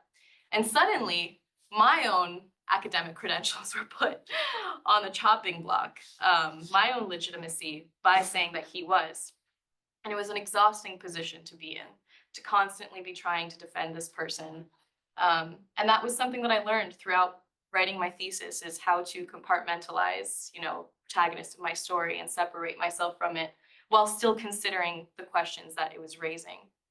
So while I still continue asking myself how to bridge these both worlds, building a place where I can be free, but also remain intellectually credible, I moved the character building in my piece away from what exactly his theories were and more towards his way of doing things. And I focused on aspects of his work that are very much legitimate, like him being a psychiatrist who is world-renowned and very much recognized in Paraguay. He's respected, effective, he's loved by his patients. He greets every single one of them like they're his longtime friend, some of them maybe.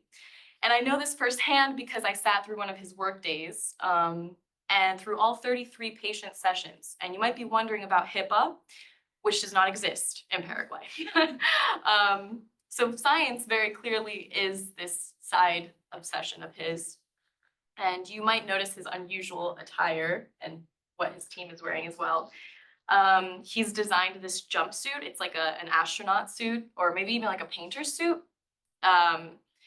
And he wears this as opposed to the traditional white coat because he wants to be level with his patients. He doesn't want to be seen as a scary figure. And pinned to this lapel, and he has this little thing that he likes saying, pinned to the lapel of his jumpsuit is a small silver bumblebee. And he bestows this as a gift to only those he deems worthy, whether for their intellect or their work ethic. What? And he chose the bumblebee because it's a tireless pollinator. It works its whole life. It's not part of a hive and it doesn't produce any honey.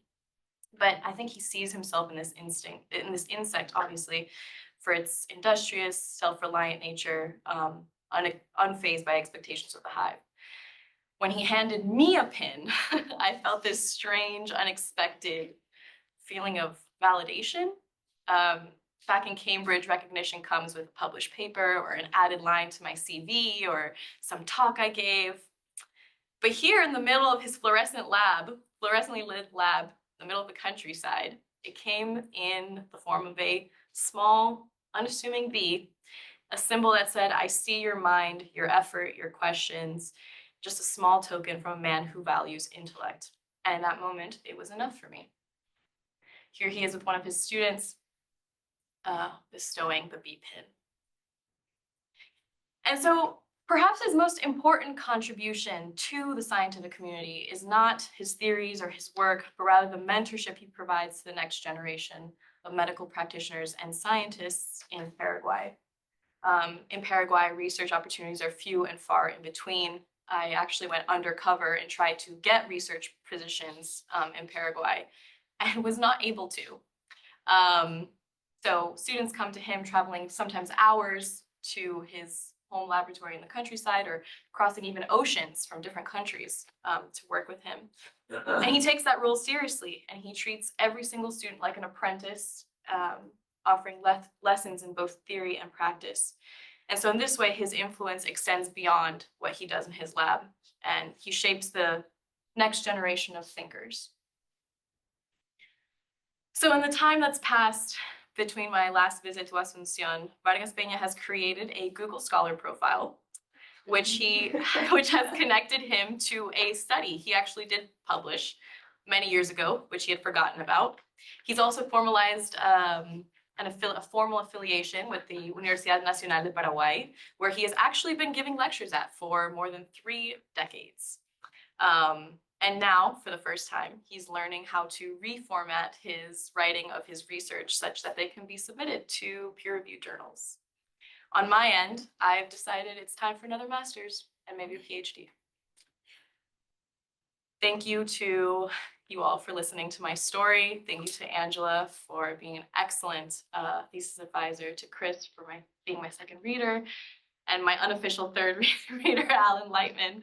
I'm very appreciative to have met somebody like Vargas Peña, who has opened up my mind about how I view science and how to do it. Thanks.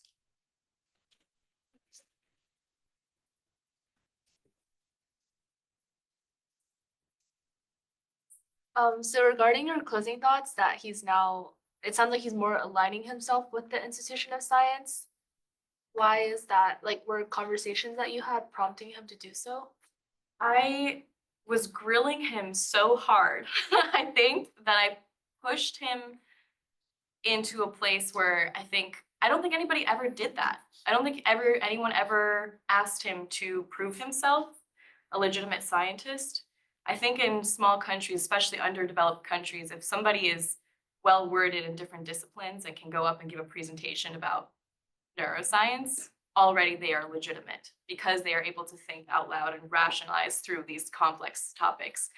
But when somebody like me, who comes from MIT and from the US, this developed country, who starts pressing about this, I just don't think he had ever thought about it as important before. And he didn't need it because he had built his own world and he was perfectly fine without these credentials. Can you mention some of like the work he's done, like some of the theories he developed? Well, that would take a little bit of time of explaining. One of the theories that was particularly interesting to me, which I have to say, I did try reading many of his small published works. And I also sent them out for people to read in my scientific community. And I was faced with either the writing is terrible,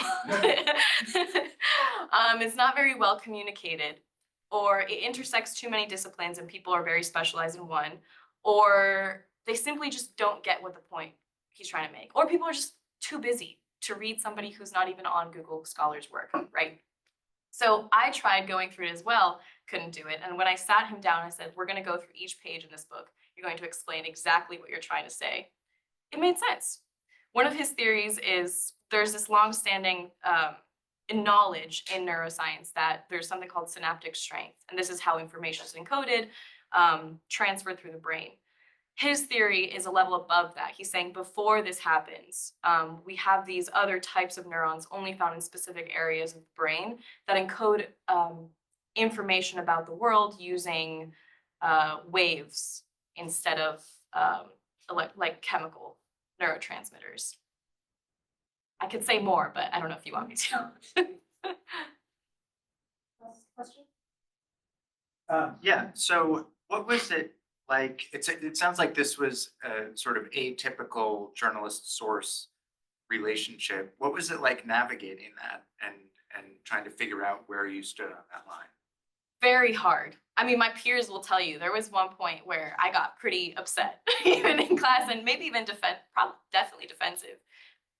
It was hard because as I reported on him, I interviewed a lot of people. Of course, I only talked about Vargas Peña, but I interviewed his children, people he works with in his clinic. I mean, his wife, and I spent quite a lot of time with him. So over time, I kind of grew close to my protagonist. I was like, and I felt like I was learning from him about the brain. So it was very difficult to compartmentalize. And I did get to a point where I was like, okay, I need to take a step back from this story. And I maybe even need to reframe my story because it was starting to take an emotional toll on me where I felt like every time I brought him up as this person that I very much respected and I thought was brilliant, I was met with resistance that reflected my own credibility or was also on my credibility. And that was not a great feeling. So I shifted gears and I've learned a lot about it. I think I've also learned how to put in certain boundaries. Yeah. Sorry, Anika Jane. Oh gosh, no, I was just gonna ask about his wife. What is it? Oh, like, why do you think she reached out to you? I'm so curious how this started with a message from her. It was on the podcast Instagram. Okay. And she had seen, I mean, Reels suggests to people all over the world. And the reason is because so many of us, I mean, I don't know if you guys have ever, any of you have ever met a Paraguayan person. Have you, other than me? One person? One. Okay. So it's not to like, I don't know, I meet Colombians and Mexicans all the time. I meet Puerto Ricans and Dominicans, but we're really just like not this very well-known Latin American country. So for her, I have a Paraguayan accent when I speak Spanish and all my reels are in Spanish. So when she saw that, and she's in the neuroscience kind of world on Instagram, she was like, no way, like you have to come home basically and talk to my husband. Yeah. Thank you so much, everyone.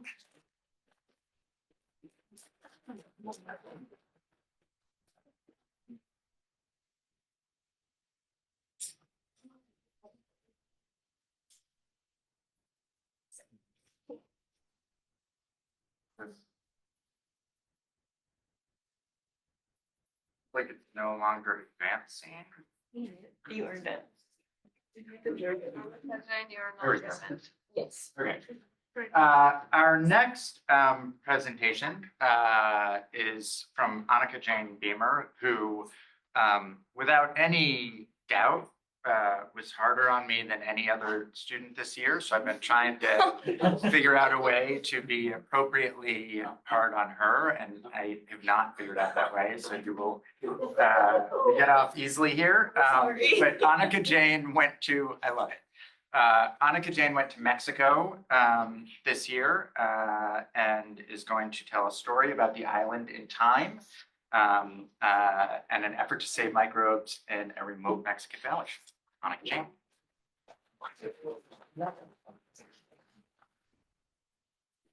Hello, everybody. Thank you for being here, and especially the people who have been here all day. I am grateful for your fortitude, and as a token of appreciation, I have yet another presentation for you. So yeah, my name is Anika Jane, and today we're going to be taking a glimpse sort of behind the scenes of my thesis reporting in the Cuatro Ciénegas Valley in Mexico, into the ancient microbes that survive there, and into the sort of questions that they're helping scientists to answer. To begin, I should say that I am particularly enamored of two things in this life, bodies of water and microbes. I believe quite firmly that if you spent the rest of your life dwelling only on water and the invisible life that surrounds us, there's quite literally no limit to the awe that you could muster. And so when it came time to think about theses, sort of inevitably, mine became a story about both of those things. It's also, however, a story about improbability. It's about improbable water, improbable microbes, and the improbable existence of life on Earth as we know it. So my story begins with last fall, me going down a rabbit hole about microbialites. There's an article about the Great Salt Lake in Utah that mentioned these rocky coral-like structures that are built by bacteria over millennia. And I'd never heard of them. And as a self-proclaimed microbe lover, I was aghast, and so I took a deep dive. And it turns out microbialites used to be one of the most common life forms or communities of life on the planet Earth. About 1 billion years ago, when the planet was covered in a shallow sea, these were what dominated. But nowadays, it's exceedingly rare to have microbialites where there are still living, growing communities of bacteria. And I began to poke around, where can we find these still? Some in Australia, Great Salt Lake, pictured here. And it turns out there's actually a few places in Mexico where microbialites still live. One of those places is in the Cuatro Ciénegas Basin in Coahuila. So this is northern Mexico, kind of in the center. Here, I'll do my little animation. Zooming in on this moth-shaped valley. That is, thank you. And this is just a close-up. This is 3 of hundreds of these cerulean turquoise springs called pozas. And within these springs live microbialites. This is a photo I took of these kind of mushroomy shaped microbial communities. And as I poked around a little bit more into Cuatro Ciénegas, I quickly realized that the microbialites were just the tip of the iceberg when it comes to this place's strangeness. This is the paper that really launched my thesis. It's a paper, a mini review written by a group of scientists who were sent to Cuatro Ciénegas in 2000 by NASA. NASA had just launched its astrobiology program, and they were sending scientists to all these strange ecosystems across Earth to understand how did life evolve here and how might it evolve elsewhere. And so this paper, they talk about microbialites, which is why I initially read it, but they also talk about their discovery of a community of microbes older and rarer than anybody had imagined. The paper's first author is Valeria Sousa, pictured here. She's a microbial ecologist at the National Autonomous University of Mexico. And she went on to spend about 20 years of her career conducting research in Cuatro Ciénegas. She's on sabbatical now. She earned it, good for her. And she wrote many other papers. And one of them, she documented her discovery of over 5,000 bacterial species in a single square kilometer of the valley, in one of the pozas in the adjacent land. And those 5,000 species represented over 2/3 of all known major bacterial groups. That is astounding diversity anywhere, in particular in 1 square kilometer. What was even more strange, Sousa discovered, is that a lot of these bacteria were of marine origin, meaning they were from the ocean. Some of them even seem to have genetic lineages implying they originated in deep sea hydrothermal vents. By all accounts, not the bacteria she expected to find in the middle of the desert, surrounded by mountains, hundreds of miles from the Gulf of Mexico. So I reached out to Valeria, and she is more than willing to talk about Cuatro Ciénegas. She loves the place. She's dedicated most of her career to it. And she was really helpful in getting me to understand some of the key characteristics of this valley which she calls an oasis in the desert.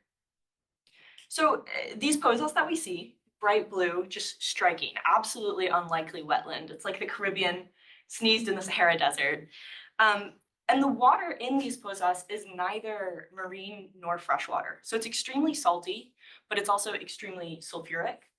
And it's really, really low in phosphorus and nitrogen, these two elements that are so critical to life. You can see the soil is just scattered with these salt crystals, calcium chloride. I have a photo of my footprint here. The significance is that mere moments later, I sliced the sole of my foot open on a salt crystal about the size of a cigarette butt.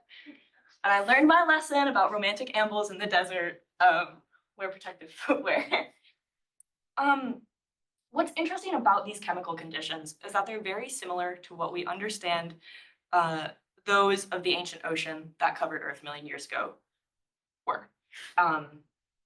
Over time, so this is pre-terrestrial life, pre-Pangea, pre-oxygenated atmosphere. Much of the Earth was a sulfuric, salty, nutrient poor ocean. And over time, the microbes in that ancient ocean evolved and transformed as the planet did. But it seems that the microbes in what became Cuatro Ciénegas were trapped in space and thus trapped in time.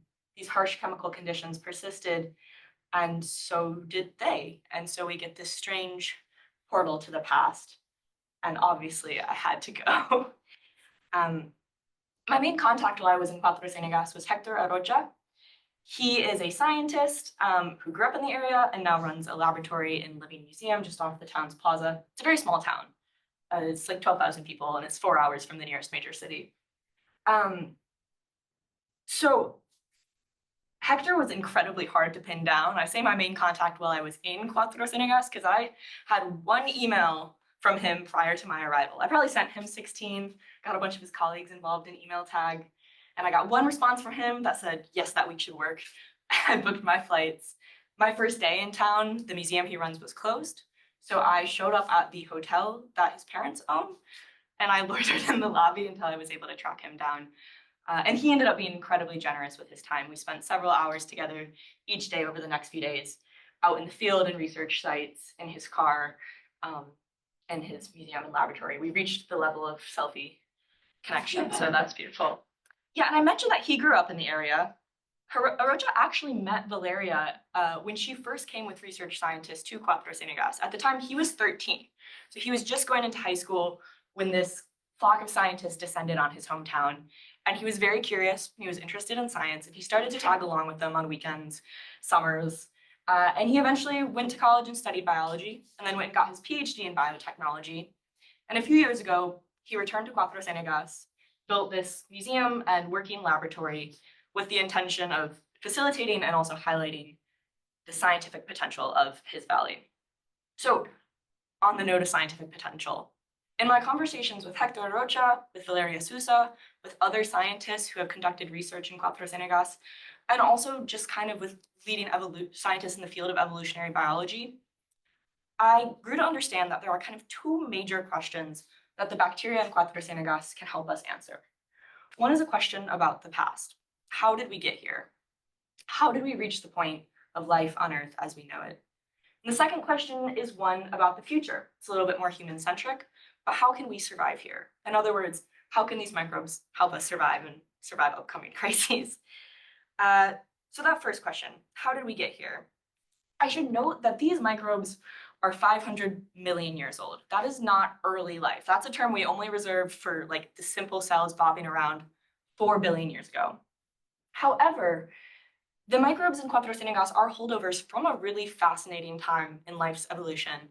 This moment just before life exploded into just like a vast array of species. So scientists think the oldest microbes in Cuatro Ciénegas evolved around 600 million years ago. So that would put them here just before the Cambrian, which is when we saw what's called the Cambrian explosion and just like a vast jump in the number of species on Earth. So these microbes predate terrestrial land. They predate most animals. They predate early fungi. They predate seaweed. They saw the rise and fall of the dinosaurs, ice ages, whatnot. They survived all this and more. And so in their genomes, we have a direct line to life on the cusp of this big speciation event. And that's very helpful But it's not just a snapshot in time we have, because the microbialites in Quattro Senegas, these damn rocks got us into this whole mess. They have preserved layers upon layers throughout this vast timescale of geologic and atmospheric data. So layers of different thickness in these coral-like microbialites, different colors, different chemical compositions, can reveal a lot about the atmosphere, the oceanic conditions in which they grew. Sorry. And so basically, these are bacterial archivists, right? They've preserved a timeline, and studying them, scientists can understand more accurately both the chemical and climatic conditions of the past, but it can also help them make better predictions about how climate change as it's happening and will continue to happen is likely to affect life on Earth. In speaking to scientists for my thesis, these are three scientists whose voices also featured prominently in my thesis. Something that they talked about a lot is the challenge of trying to understand our existence and the whole history of life's existence with the tools of the present, which is to say the examples of life we have at this very moment. Often they're trying to reconstruct or imagine some hypothetical life form that paved the way for life today. And so an ecosystem like Quattro Senegas, where we have these sort of interim life forms that have been preserved, is incredibly valuable, and it helps them to answer these endlessly alluring questions about how we get here. I really like this quote by Greg Fournier. He's actually an MIT geobiologist, go Beavers. And I think it sums up this goal nicely, because it's part of the profound thing about being a human, that we have the ability to understand existence. And I think we have to do that. What's the point if we don't? And so yes, you know, I came here because of water and I came here because of microbes, but I do also think this is that innate, fascinating question that led me to the valley. And then thinking about that second question that the microbes can help us answer broadly, how do we survive here? What this comes down to is what biological innovations can these bacteria inspire? And the consensus is that there are two main crises they can help us overcome. The first is our ongoing crises of antibiotic resistance. As you all know, we are in dire need of new molecules that we can throw at bacteria, molecules that bacteria have not yet evolved resistance to. And in this crisis of resistance, the strange, resilient, and largely isolated microbes of Quattro Senegas present a largely untapped resource. Already, this is just an example, in 2017, scientists isolated a strain of Ocharoenchai bacteria that they'd not seen before. They sequenced the entire thing. They found 12 genes that are associated with antibiotic resistance, and who knows what other genes they may be seeing in this bacteria that we haven't seen in others. This is what Arocha thinks is probably the most promising innovation to come from the valley in the short term. He's hopeful that the development of a new antibiotic would bring jobs and prosperity to the valley, and a beneficial cycle. And there's another crisis pending that these microbes could help us problem, and that's the phosphorus problem. So phosphorus is critical to all life. It's in our DNA, it's in ATP, those energy carrying molecules that power all activity. In particular, the way we interact with phosphorus most often is that we apply it to crops as fertilizer to kind of jumpstart plant growth and feed the world at a massive rate. Unfortunately, phosphorus is most often trapped in rocks and sequestered in sediments at the bottom of the ocean. It's a very reactive element, and so it's rarely in an available form. And we've been mining for phosphorus for decades, and that's worked pretty well, but we are running out of easily mineable phosphorus. There's a series of headlines in the last few years about this from, some of those aspirational publications we'll all work for one day. And so how do we address this issue? How do we recycle phosphorus that's in the environment but not in a usable form? Well, that is something that the bacteria in Quattro Senegas have figured out how to do. Evolving in these conditions extremely low in phosphorus, they have had to develop pathways to get this critical building block. And they have. So Valeria Sousa and other scientists have identified several genes in bacteria in Quattro Senegas involved in basically breaking phosphorus out of these assemblages in rock and in sediment at the bottom of pozas and integrating it into that critical building block. It's not that these bacteria don't need phosphorus, it's that they've had to get creative with the supply chain. And we may need to get creative with the supply chain too. So is this something that we can scale up? Is this a pathway that we can harness? And I would be remiss before we end to talk about all of these exciting innovations without touching on kind of the storm cloud that hangs over all of this research, which is that the aquatic microbes in Quattro Ciénegas dwell in threatened water. Mackenzie touched on earlier how alfalfa is extremely water-intensive agriculture. Well, in the last few decades, we've seen in northern Mexico an explosion of alfalfa farming to feed cattle. You can see here the alfalfa is just this like alien green in what would otherwise be a very taupe landscape. And when you try to grow alfalfa in a desert, what do? Well, you dig wells into the aquifer and you dig irrigation canals out of the hundreds of gleaming springs you live nearby. So water has been piped out of Quattro Ciénegas as many as 80 kilometers outside the valley. And this really catalyzed action and advocacy from both Hector Rocha and Valeria Sousa. And there's been some success. There's reason for hope. Last year, actually, the state built dams in all of the canals leading out of the valley, such that water will only flow out if there's enough to sustain life in the pozas as is. But this is something that the scientists there are thinking about a lot, not just from a conservation perspective, but because they understand what we stand to learn, they also are keenly aware of what we stand to lose. So that is kind of just a summary. I have so many thank yous to Alan Lightman, my thesis advisor, Tom, my second reader, Angela, and also Seth were our steadfast thesis workshop overlords. So many people I talked to. Sunny the Stray at rehearsal, I was asked for photos of Sunny the Stray. This is Sunny. She spent all 4 days with me in Quattro Ciénegas. And circling back to my love of water, there I am risking some ancient intestinal infection. So, thank you.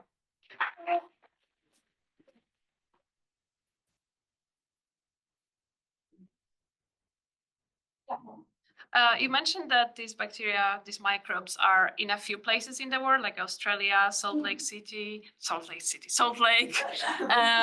And do you know if they're like facing similar issues with like water? So microbialites, this is like an interesting semantic thing. Microbialites is the word we use for these structures built by layers upon layers of like biofilms when the bacteria in them are still living. There's a separate word that we use for once those bacteria have died, but the mineral structures remain, and that's stromatolites. So there are stromatolites all over. You've probably seen them if you've seen like weird stones in a body of water. But yes, it is exceedingly rare between acidification, water changes. I mean, given that microbialites, the first ones may have been seen as much as 3.7 billion years ago, a lot has changed in the years since they began growing. So yeah, it is exceptionally rare to see living microbialites. And yes, they are facing very similar challenges. Alan. Can you tell us how these microbes that you're studying inform us of how life on early Earth evolved from an oxygen-free environment to one with oxygen? Yeah. Oh, I forgot to say that. Okay, that was in my notes and I forgot. So back on the topic of microbialites, the photosynthesizing bacteria that transformed Earth from an oxygen-free atmosphere to an oxygenated atmosphere in which all this other life could live, those were microbialites. Those were photosynthesizing bacteria and microbialites, including the ones in Quattro Ciénegas, but they were all over. And so trapped in the layer, I was talking about the layers within a microbialites, we can see the changes of the chemical environment, the atmosphere, over time as they facilitated Earth's transition to an oxygenated atmosphere. Does that answer your question? Jess. I'm totally blanking on his name, but the researcher that was there since he was he was 13. I'm very drawn to him as like a character. Yeah. And I'm just kind of wondering if you've had longer conversations with him, he's seen so much change since he was 13, right? He's kind of Yeah. been on this topic for so long, and I'm sure it's like a lifelong commitment that he has. So what is his outlook on the future? Yeah, so he has a very optimistic and education-driven outlook. He talks about when the scientists first arrived in Cuatro Ciénegas and when the valley first started to get some federal and state protections, nobody living there understood why or understood the scientific significance. And he was lucky to grow up as that awareness was coming into being. Oh, thanks, Grace. And so he's seen, firsthand the effect that education about the valley's scientific potential has had on him and on his understanding of his homeland. And that's something that he's tried to share with others. So that museum that he opened, it opened its doors in April 2024, and already every school child within an hour drive of Cuatro Ciénegas has been there. Their primary audience is school children, because they want to inspire pride in this place in order to conserve it. And also he wants to facilitate in children the same awe that he experienced when he first discovered the world underfoot. Mackenzie. Oh, also Grace, sorry. Yeah, we've got a question online. We'll do this one and then you'll be the last one. Maverick takes full rank. Yeah, this is a question from Grace Van Deelen. Hi, Grace. She says, can you tell us a bit about whether the innovation potential of these microbes, as in antibiotics, phosphorus, etc., poses a threat to the microbial ecosystems themselves? Is there a tension between more research and protecting these pools? Yes. So one of the real challenges that is faced in terms of these innovations is because the microbes have evolved and live in such harsh conditions, it is very hard to culture them in the lab. Typically, when scientists work with bacteria, they're working with bacteria that are designed to be easy to work with. In this case, the first step in a lot of these innovations has been figuring out ways to grow these microbes out of lab. Because for them to have any value at a large scale, we cannot just be pulling from the water. We need to be able to culture them independently. And that presents a real challenge because they are living in some odd environments. Does that answer the question? Grace? Sure. Yeah. Yeah. Yes, that sounds great. She has no more questions. Okay. Yeah. Okay, one, what was the water temperature like? Because I know you don't shy away from cold water swims. And then two, is like temperature a constraint on whether or not they can survive, and like what does that look like? I imagine also as water levels are going down, it's not only that they're completely dry, but there'd be bigger temperature swings, right? If there's less water in a pool, so does that like play into it all? I don't actually know much about how water temperature has been affecting them. I can tell you that this is a place where it gets fairly warm during the day, fairly cold at night, and that these pools are fed by an aquifer, but also by water being released by magma deep underground. This is in the Sierra Madre Oriental mountain range, and so the water is actually fairly warm. I also have to acknowledge, this was one of the pozas where you are allowed to swim, and I did. And later in a conversation with Hector Rocha, he was saying, oh, I don't think anybody should be allowed to swim. These are endangered microbes. And he's right. So don't do that. But okay.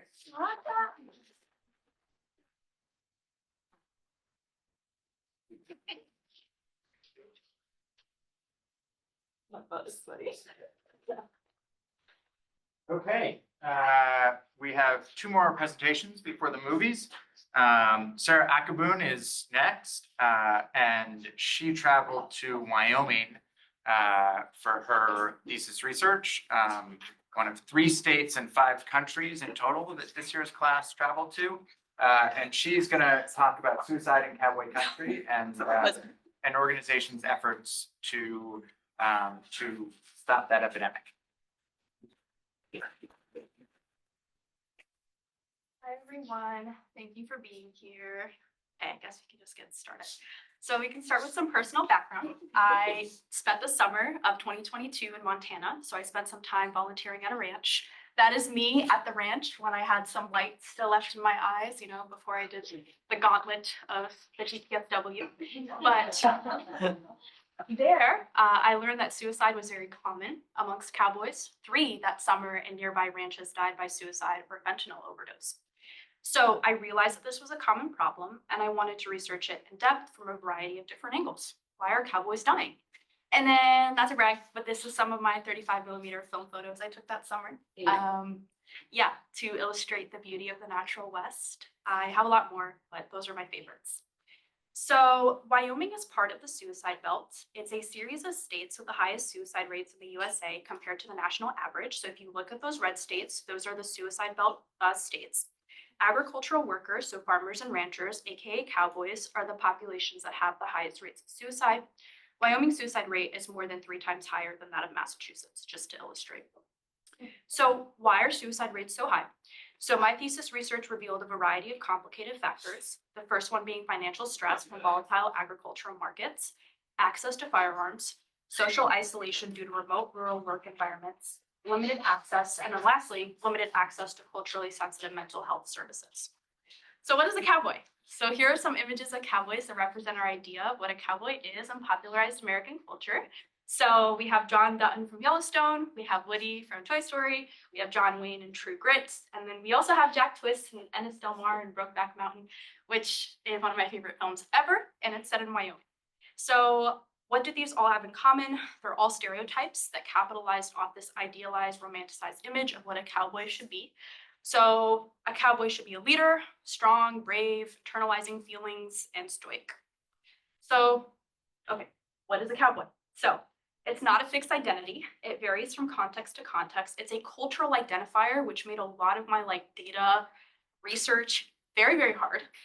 So it can be many things. A cowboy can be a rancher, someone who rides in the rodeo or participates in rodeo activities, a farmer, all three, somewhere in between. It's basically, if you subscribe to the culture, then you are a cowboy.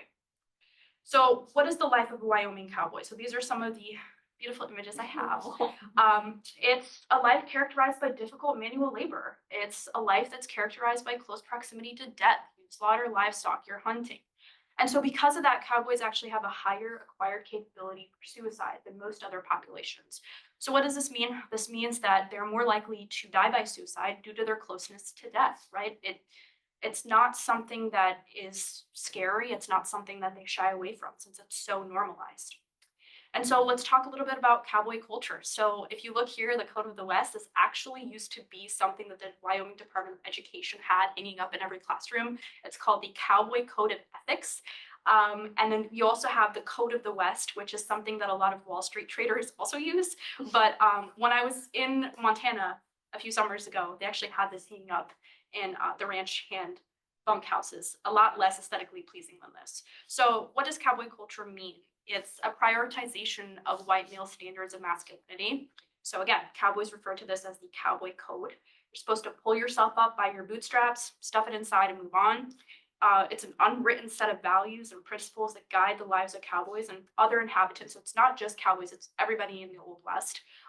It's never really formally written down other than this, but it instills a sense of integrity, loyalty, self-reliance, and it also creates stigma around mental health topics and resources. Let's talk a little bit about the rodeo. So I actually got to visit a rodeo. Rodeos are a big part of cowboy culture. So it's, I would argue, the foundation of cowboy culture. It's the only place where a lot of cowboys can socialize for extended periods of time. They're competitive events that feature bronc riding, bull riding, and they also often offer large sums of prize money. And so because of that, they're a lucrative source of quick income for cowboys. Rodeos feature events that are physically taxing and can cause permanent physical injury to cowboys. So a lot of the times, a lot of the cowboys that I talked to were, they had limps or injuries from the rodeo, and so it made it very hard to engage in physical manual labor. So this is actually a real life cowboy. His name is Rand Seeley. He's from Bosler, Wyoming. He owns and operates a ranch, and he actually trains bucking horses, which is a type of horse specific to the rodeo for a living. So it's actually a genetically engineered horse that is trained to kick people off. He's a founder of Tom Horn Days, as you can see there. It's a statewide famous rodeo that takes place right in his own pastures every August.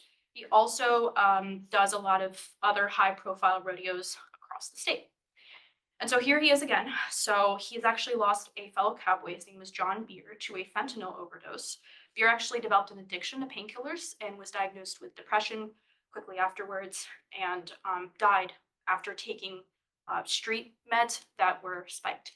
So this is Cell Seeley at a funeral procession and memoriam for John Beer. So he's walking his horse around the pastures. And over time, Seeley noticed that many of his fellow cowboys were dying by suicide, and he wanted to make a change, but he didn't know really how or where to start. And so here comes Cheryl Foland. She's a licensed therapist. She moved to Bosler, so the same city that Rand lives in, because of her husband's job. She is very involved with the Wyoming community, and she views it like a second home, even though she's from Boston and Atlanta. She helped actually pass a law recently that made it easier to arrest stalkers who inflict violence on women in Wyoming. Here she is celebrating that. And after her brother passed away from a drug overdose, her husband actually brought her a camera. So she actually began photographing rodeos, as you can see here, as a healing practice. And one day at the rodeo, she met Seeley. So here are some of her images. She, I believe, is also a delegate for Wyoming for the presidential election. So with her background in mental health care and Seeley's cowboy roots, they actually dreamt up the idea of No More Empty Saddles. So I really do think her shots are just absolutely beautiful, and she's completely trained on her own to take these pictures. So No More Empty Saddles is a suicide and drug abuse prevention resource and campaign targeted towards cowboys. And their goal is to make a change and help mitigate suicides in cowboys. So it's headquartered in Wyoming. It's primarily a Facebook page with thousands of members, and cowboys can message designated volunteers for support. And an empty saddle, so like this has been part of cowboy history in the West for hundreds of years. But essentially, an empty saddle on top of a horse at a funeral means that the cowboy has passed away, and they don't actually ride that horse ever again. But the name No More Empty Saddles is an homage to this cowboy tradition. We don't want to see any more of these horses without their rider. And so also, if cowboys are actively in a mental health crisis, so if they're actively suicidal, they are then referred to Foland, who can provide appropriate counseling and support. So some pretty cool things. They actually had a full-page spread in a very local magazine in Bosler when they were first founded in 2022. And I actually discovered some really interesting details about this organization. So actually all volunteers are formally trained through a mental health crisis training program at the University of Wyoming. Foland is a registered therapist with the Agri-Stress Response Network, so she can provide up to 6 free therapy sessions to cowboys. And Foland will actually drive out personally to her cowboys' ranches hundreds of miles to administer therapy and provide support and check on them. And for a lot of them, she's the only person that they see for a very long time. Something that I think is really unique that they do is that they have an active presence at rodeos across the state, and they will actually provide on-site mental health crisis support. So looking ahead, and as you can see, I'm also a member of this. So when I first joined, they're like, "You're not a cowboy." And I was like, "I really want to write a thesis on this." And they're like, "Well, why?" I had to do some cajoling, but I'm a proud member, and it's really beautiful to be able to see the work that they do. So they would actually like to gain, so moving forward, they would like to gain official nonprofit status. So a key tension that my wonderful thesis advisor and I have kind of tried to parse our way through is that this organization and the Wyoming Health Department officials kind of differ on the best way to mitigate suicide rates in cowboys. So the data time and time again says that if you restrict access to firearms, the suicide rates go down. A lot of cowboys, Foland, Seeley, they don't believe this. They think that the reason why suicide rates are so high is because health department officials don't care, and there's administrative oversight and failures. So that's a key tension that I've had to navigate. But experts that I've talked to suggest that actually a combined approach, so what No More Empty Saddles is doing, as well as firearm safety, could actually potentially lower suicide rates in cowboys. I would like to have, so I hope you guys like this Hello Kitty GIF. I'm glad it transferred, but I think it's a nice way to end. So I would like to thank my wonderful thesis advisor, Chris Couch. Thank you so much for working through this with me. This, I know, has not been an easy thesis or an easy topic. I would like to thank my main sources, Rand and Cheryl. I don't play about them too. And then, of course, all my additional readers and all of my classmates. Thank you so much. This, unfortunately, is the last time that I'll be able to study writing in this way. In undergrad, I double majored in neuroscience and English, and it was so wonderful walking out of biochem after failing an exam and going to, my English class and reading and writing and working at the student newspaper. It's something that helps me survive. It's something that brings me a lot of joy. And when I got admitted to this program, I was like, yes, I get to do that again. But unfortunately, this is the end of the road for me. I will be pursuing an MD, PhD, so 8 years, and no more writing classes unless I beg my program director. He said he'll think about it, but yeah, so thank you guys so much.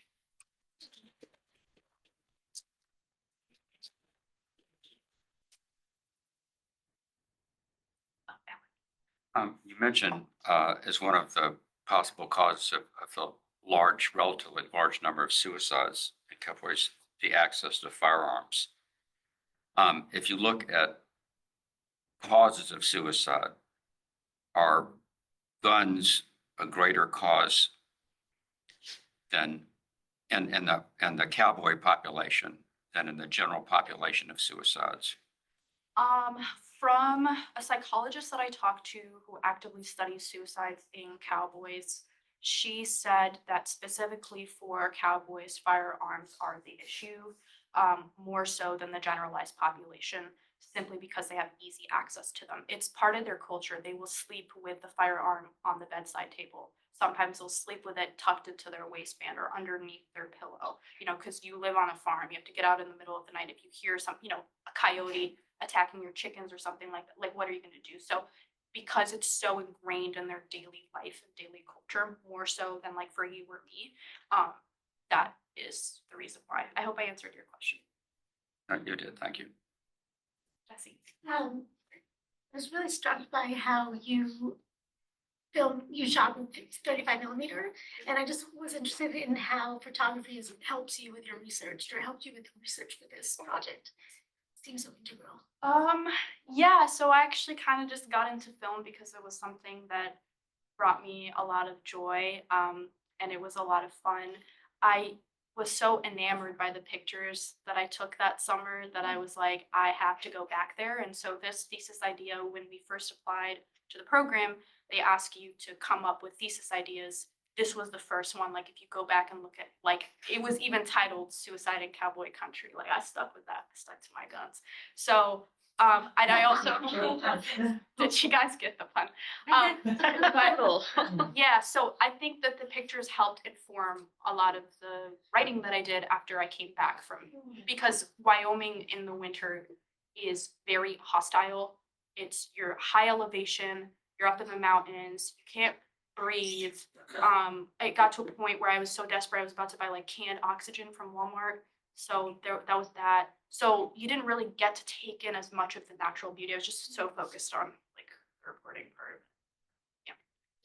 You mentioned there was some tension between how CDC views this problem of suicide in cowboys and this community. Is there a way that this organization is trying to reconcile those differences between how the state sees the problem and how they see the problem? Yeah, so that's something that Chris and I have talked about at length. I'm not done with my thesis, unlike some of you. So I'll probably have to go back and talk to the organization, individuals again, and really kind of press them on that question. So. Did you go to a rodeo while you were there? Yeah, it was awesome. In the wintertime, they have indoor rodeos. And so there's a lot of like dust in the air. So like I had this nasty cough, and then okay, let's stop there. But my toes were frostbitten when I came back for quite a bit of time.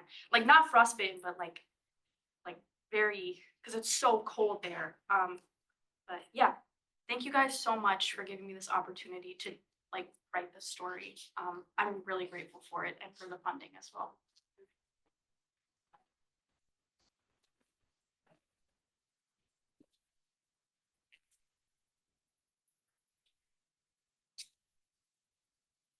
All right, we're almost done with seeing me up here. I'm sure no one will be disappointed by that.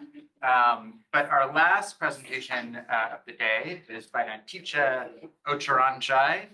Yes, you got it right? Yes. Known to us as Lynn.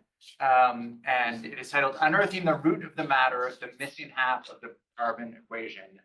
And we did our research in Panama. Without further ado, Lynn.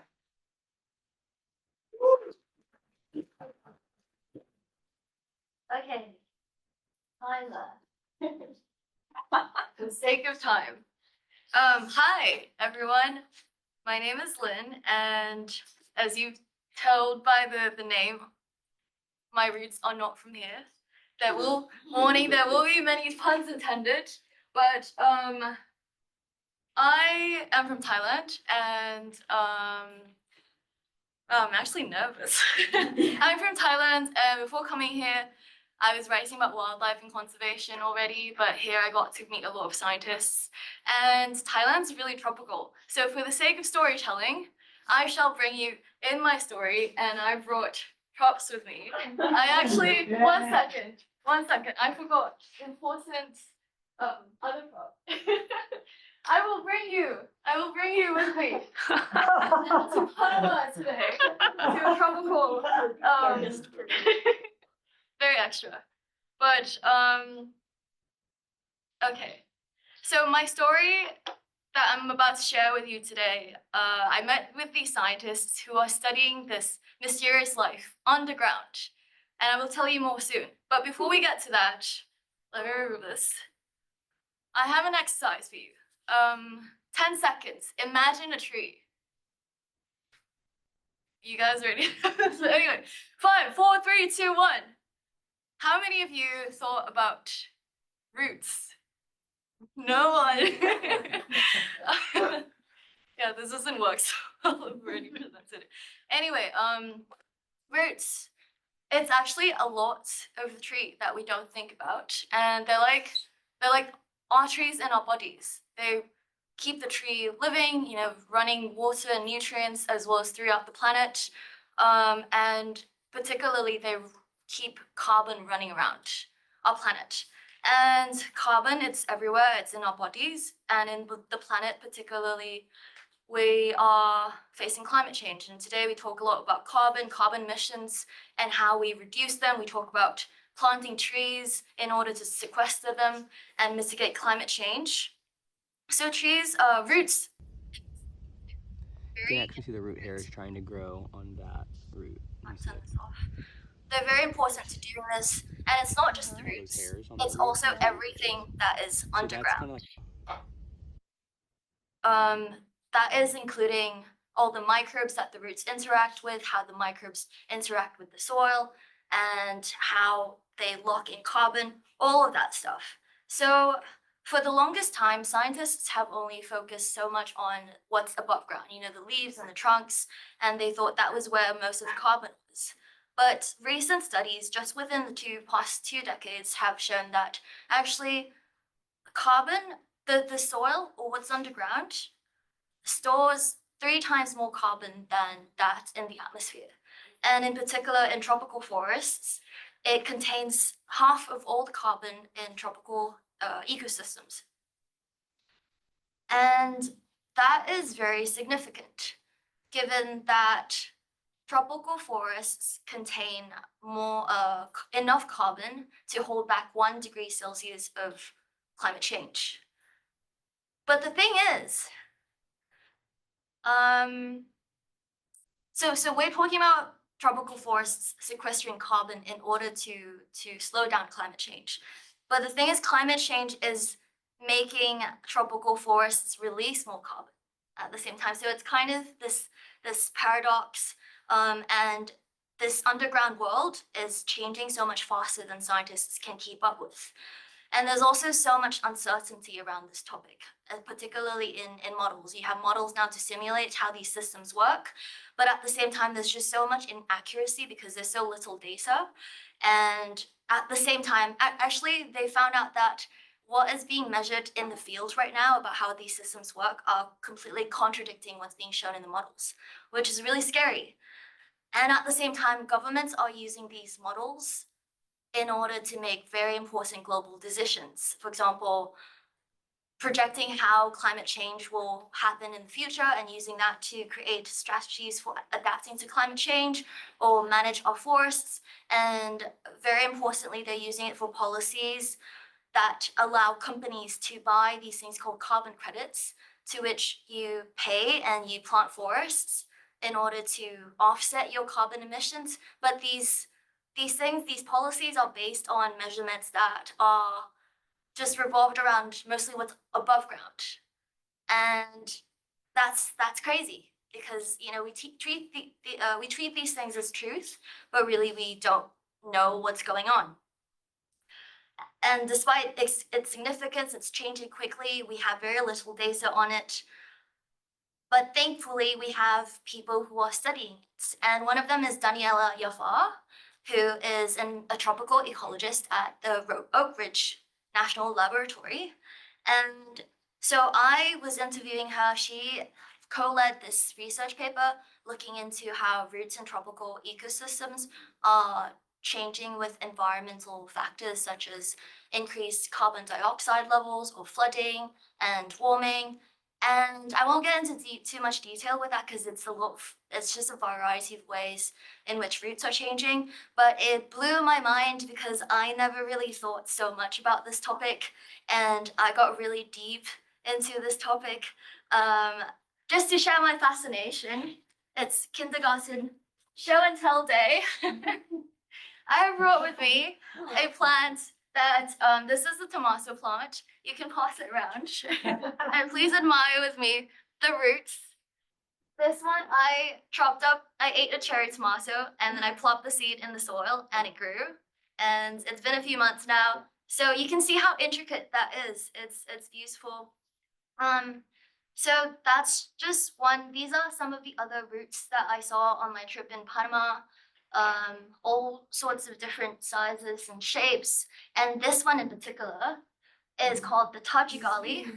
It's a very beautiful tree. And the scientists that I look at, tagged along with, they're studying this because this tree, just before it dies, it matures, and just before it dies, a type of fungus shows up called the Amaroderma. And this type of fungus is only found with this type of tree species, the root of this tree, and vice versa. So it's a really beautiful show of how coevolution works and also how much we don't know about what's going on underground. And that's just roots. There's so much more going on. There's the microbes interacting with the roots and how they interact with the soil. And from there, I just fell into this rabbit hole. And then, 3 days later, I realized, like, oh, wait, that's not what I'm writing about. And then I have to get back. Anyway, it's just this whole, I realized I was uncovering this entire half of the planet. That most of us, we go by about life each day and we never really notice. And I learned so much about it over the course of this half a year or almost 1 year. And a lot of it was from talking to this group of scientists called the Tropical Root Trait Initiative, or TropiRoot for short, which is the group that Daniela Jafar is a part of. And they're scientists around the world whose goal is to, like the name says, their goal is to understand more about roots in tropical ecosystems. And that goes from basic things like trying to understand what they look like or how they function and what microbes they associate themselves with, and to the more complicated things like how they're changing and how they're affecting carbon in the soil. So outside of that group as well, there are 2 tropical ecologists who I tagged along with on my trip. It's Andrew Nottingham and James Darling. They were really kind to bring me along. And the field is very small. It turns out I was emailing all these people and they somehow all knew each other. And it was like, again, I was digging, and then just finding out that all these tree roots were connected underground. So that was really sweet.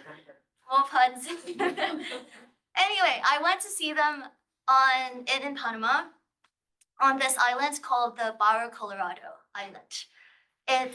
This is a picture from it because it sits right by maybe 30 minutes away from the main channel of the Panama Canal. And that is where the Smithsonian Tropical Research Institute is located.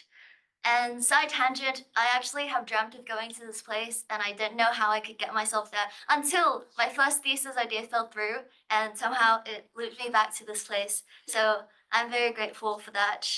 So to this island, Andrew Nottingham, the scientist I introduced before, he was conducting an experiment to find out what would happen to the carbon in the soil if when climate change happens, when the planet gets warmer. So what he did in 2006 was he warmed up the soil. And he did this by digging up the ground and then burying it in heating cables used in football fields to, like thaw the ice. And he warmed it up by around 4 degrees Celsius, regular soil temperature, which is about the 4 degrees Celsius, which is about roughly the temperature rise that is projected by the end of this century for these tropical regions, which is really scary. And he found out how the system changed and how carbon stored in the soil changed. But before I get into how it changes, I must explain to you how it works. Which, as you can see, it is not very straightforward. This is the diagram from a research paper that Nottingham did, and it shows the carbon cycle in the tropical forests. It's very complicated, but to put it in simple terms, it goes like this. First, trees, we all know this from elementary school. Trees, they take in carbon dioxide from the air, and then they take it in and they process it into sugars during photosynthesis, and then it becomes part of them, their leaves, their trunk, their roots. And when that dies down, it goes into the soil, to which all the microbes, like bacteria and fungi, they eat up this carbon. And some of this carbon, the microbes use for energy, and then some of it they respire back to the air, and then some of it gets accumulated in the soil, and there's just so much going on. That was how it basically works. But like I said, it's much more complicated than that. And that's especially complex in tropical ecosystems because there it's warmer and it's more humid, and there's also lots of biodiversity. So there's many different species of players that are interacting and exchanging, and the different kinds of soils also retain carbon in different ways. And it's just a big mess, like you see with the arrows and the complicated terms. And yeah, you can see also the question marks. Once you throw in climate change and the effects of warming, it becomes even much more complicated to predict or even to understand currently what's happening. And so when I asked, so what Nottingham's study found out was that after 2 years of warming, the soil in that forest specifically was releasing 55% more carbon dioxide, which again is very scary. And when I asked him what was happening, he said, we don't know yet, which is also very scary. But it's okay. It's okay. Because there are scientists trying to work this out. It's very important to understand how these systems work, but it's also very hard to understand how these things work, because if you've ever tended to a garden before, you'll understand that it's very challenging to dig through roots, as you'll see in this video. It's very fragile, the roots are thin, and these are small plants. Otherwise, you have big plants like the ones you see outside the window today. If you want to study the roots of that tree, you'll have to dig up the whole thing. And that's neither good for you, neither good for the tree, because it'll die. But we need to find out. And okay, also, remember that these scientists aren't studying these things in a cutesy little garden. They are out there, dense and remote. This is the place we went to in Parma. Look at Astrid, she's just climbing on this cliff. And this is one of the easier trips, but remember, it's hot. It's gonna rain, it might not. There are mosquitoes and other things that bite you, the snakes, scorpions, you name it all. And also you're trying to carry very heavy equipment and try to study this very fragile thing. Luckily though, there are technologies that are helping these scientists dig without physically even digging. Like this one, for example, by a climate scientist. His name is Joshua Fisher, and he's studying what kinds of fungi are associated with trees by measuring the light that leaves emit using satellites in space. Isn't that crazy? And yeah, but regardless of all this, there are still so many questions left to answer. And I'd like to end with this quote by Fisher. The path of science is that the more we learn that what we don't know. And the known unknowns or the unknown unknowns, it's never explicitly stated, but it is implicitly what drives us. So if I was to take anything away from this, reporting this story, and from the whole program itself, actually, is that things aren't so black and white as maybe we journalists would wish they were, snappy headlines and conclusions. And there's so much more happening than we can see happening beneath the surface. And it is that is why we are here today as journalists, as scientists, to dig deeper. And so, lots of these questions we answer because they are here, we are trying to solve these very important problems. But also other times we're just trying to answer our own curiosities. And so I'd like to thank all the people who have helped me fulfill my curiosity and continue to be curious. First of all, thank you to all my fans out there. To all my sources, of course, and especially to my advisor, Chris Couch, who has been so patient, and all the professors who have given me great feedback, and all my classmates for being so supportive, and my boyfriend there as well. And of course, to every award-winning speech, thank you, Mom and Dad, for sending me to school. Thank you.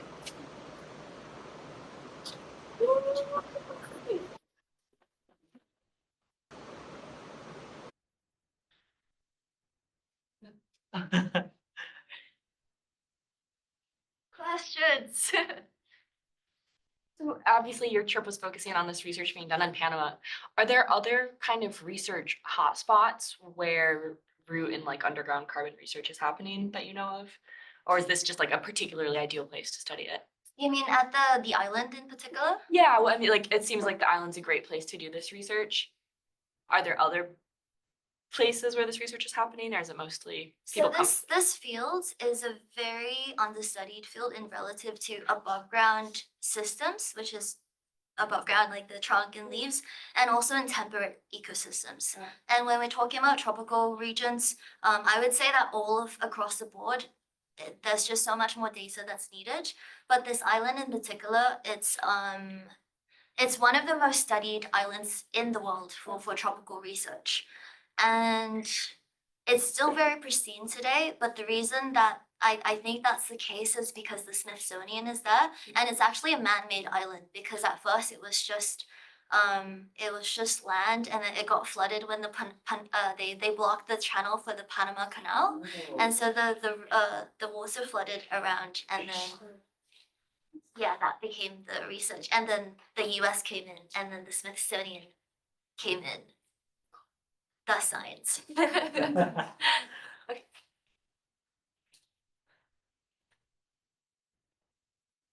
Okay.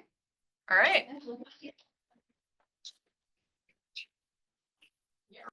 Okay. Bye, Zoom people. Thank you for joining us today. And the rest of you stick around for a couple minutes while we set up the next part of the presentation. All right.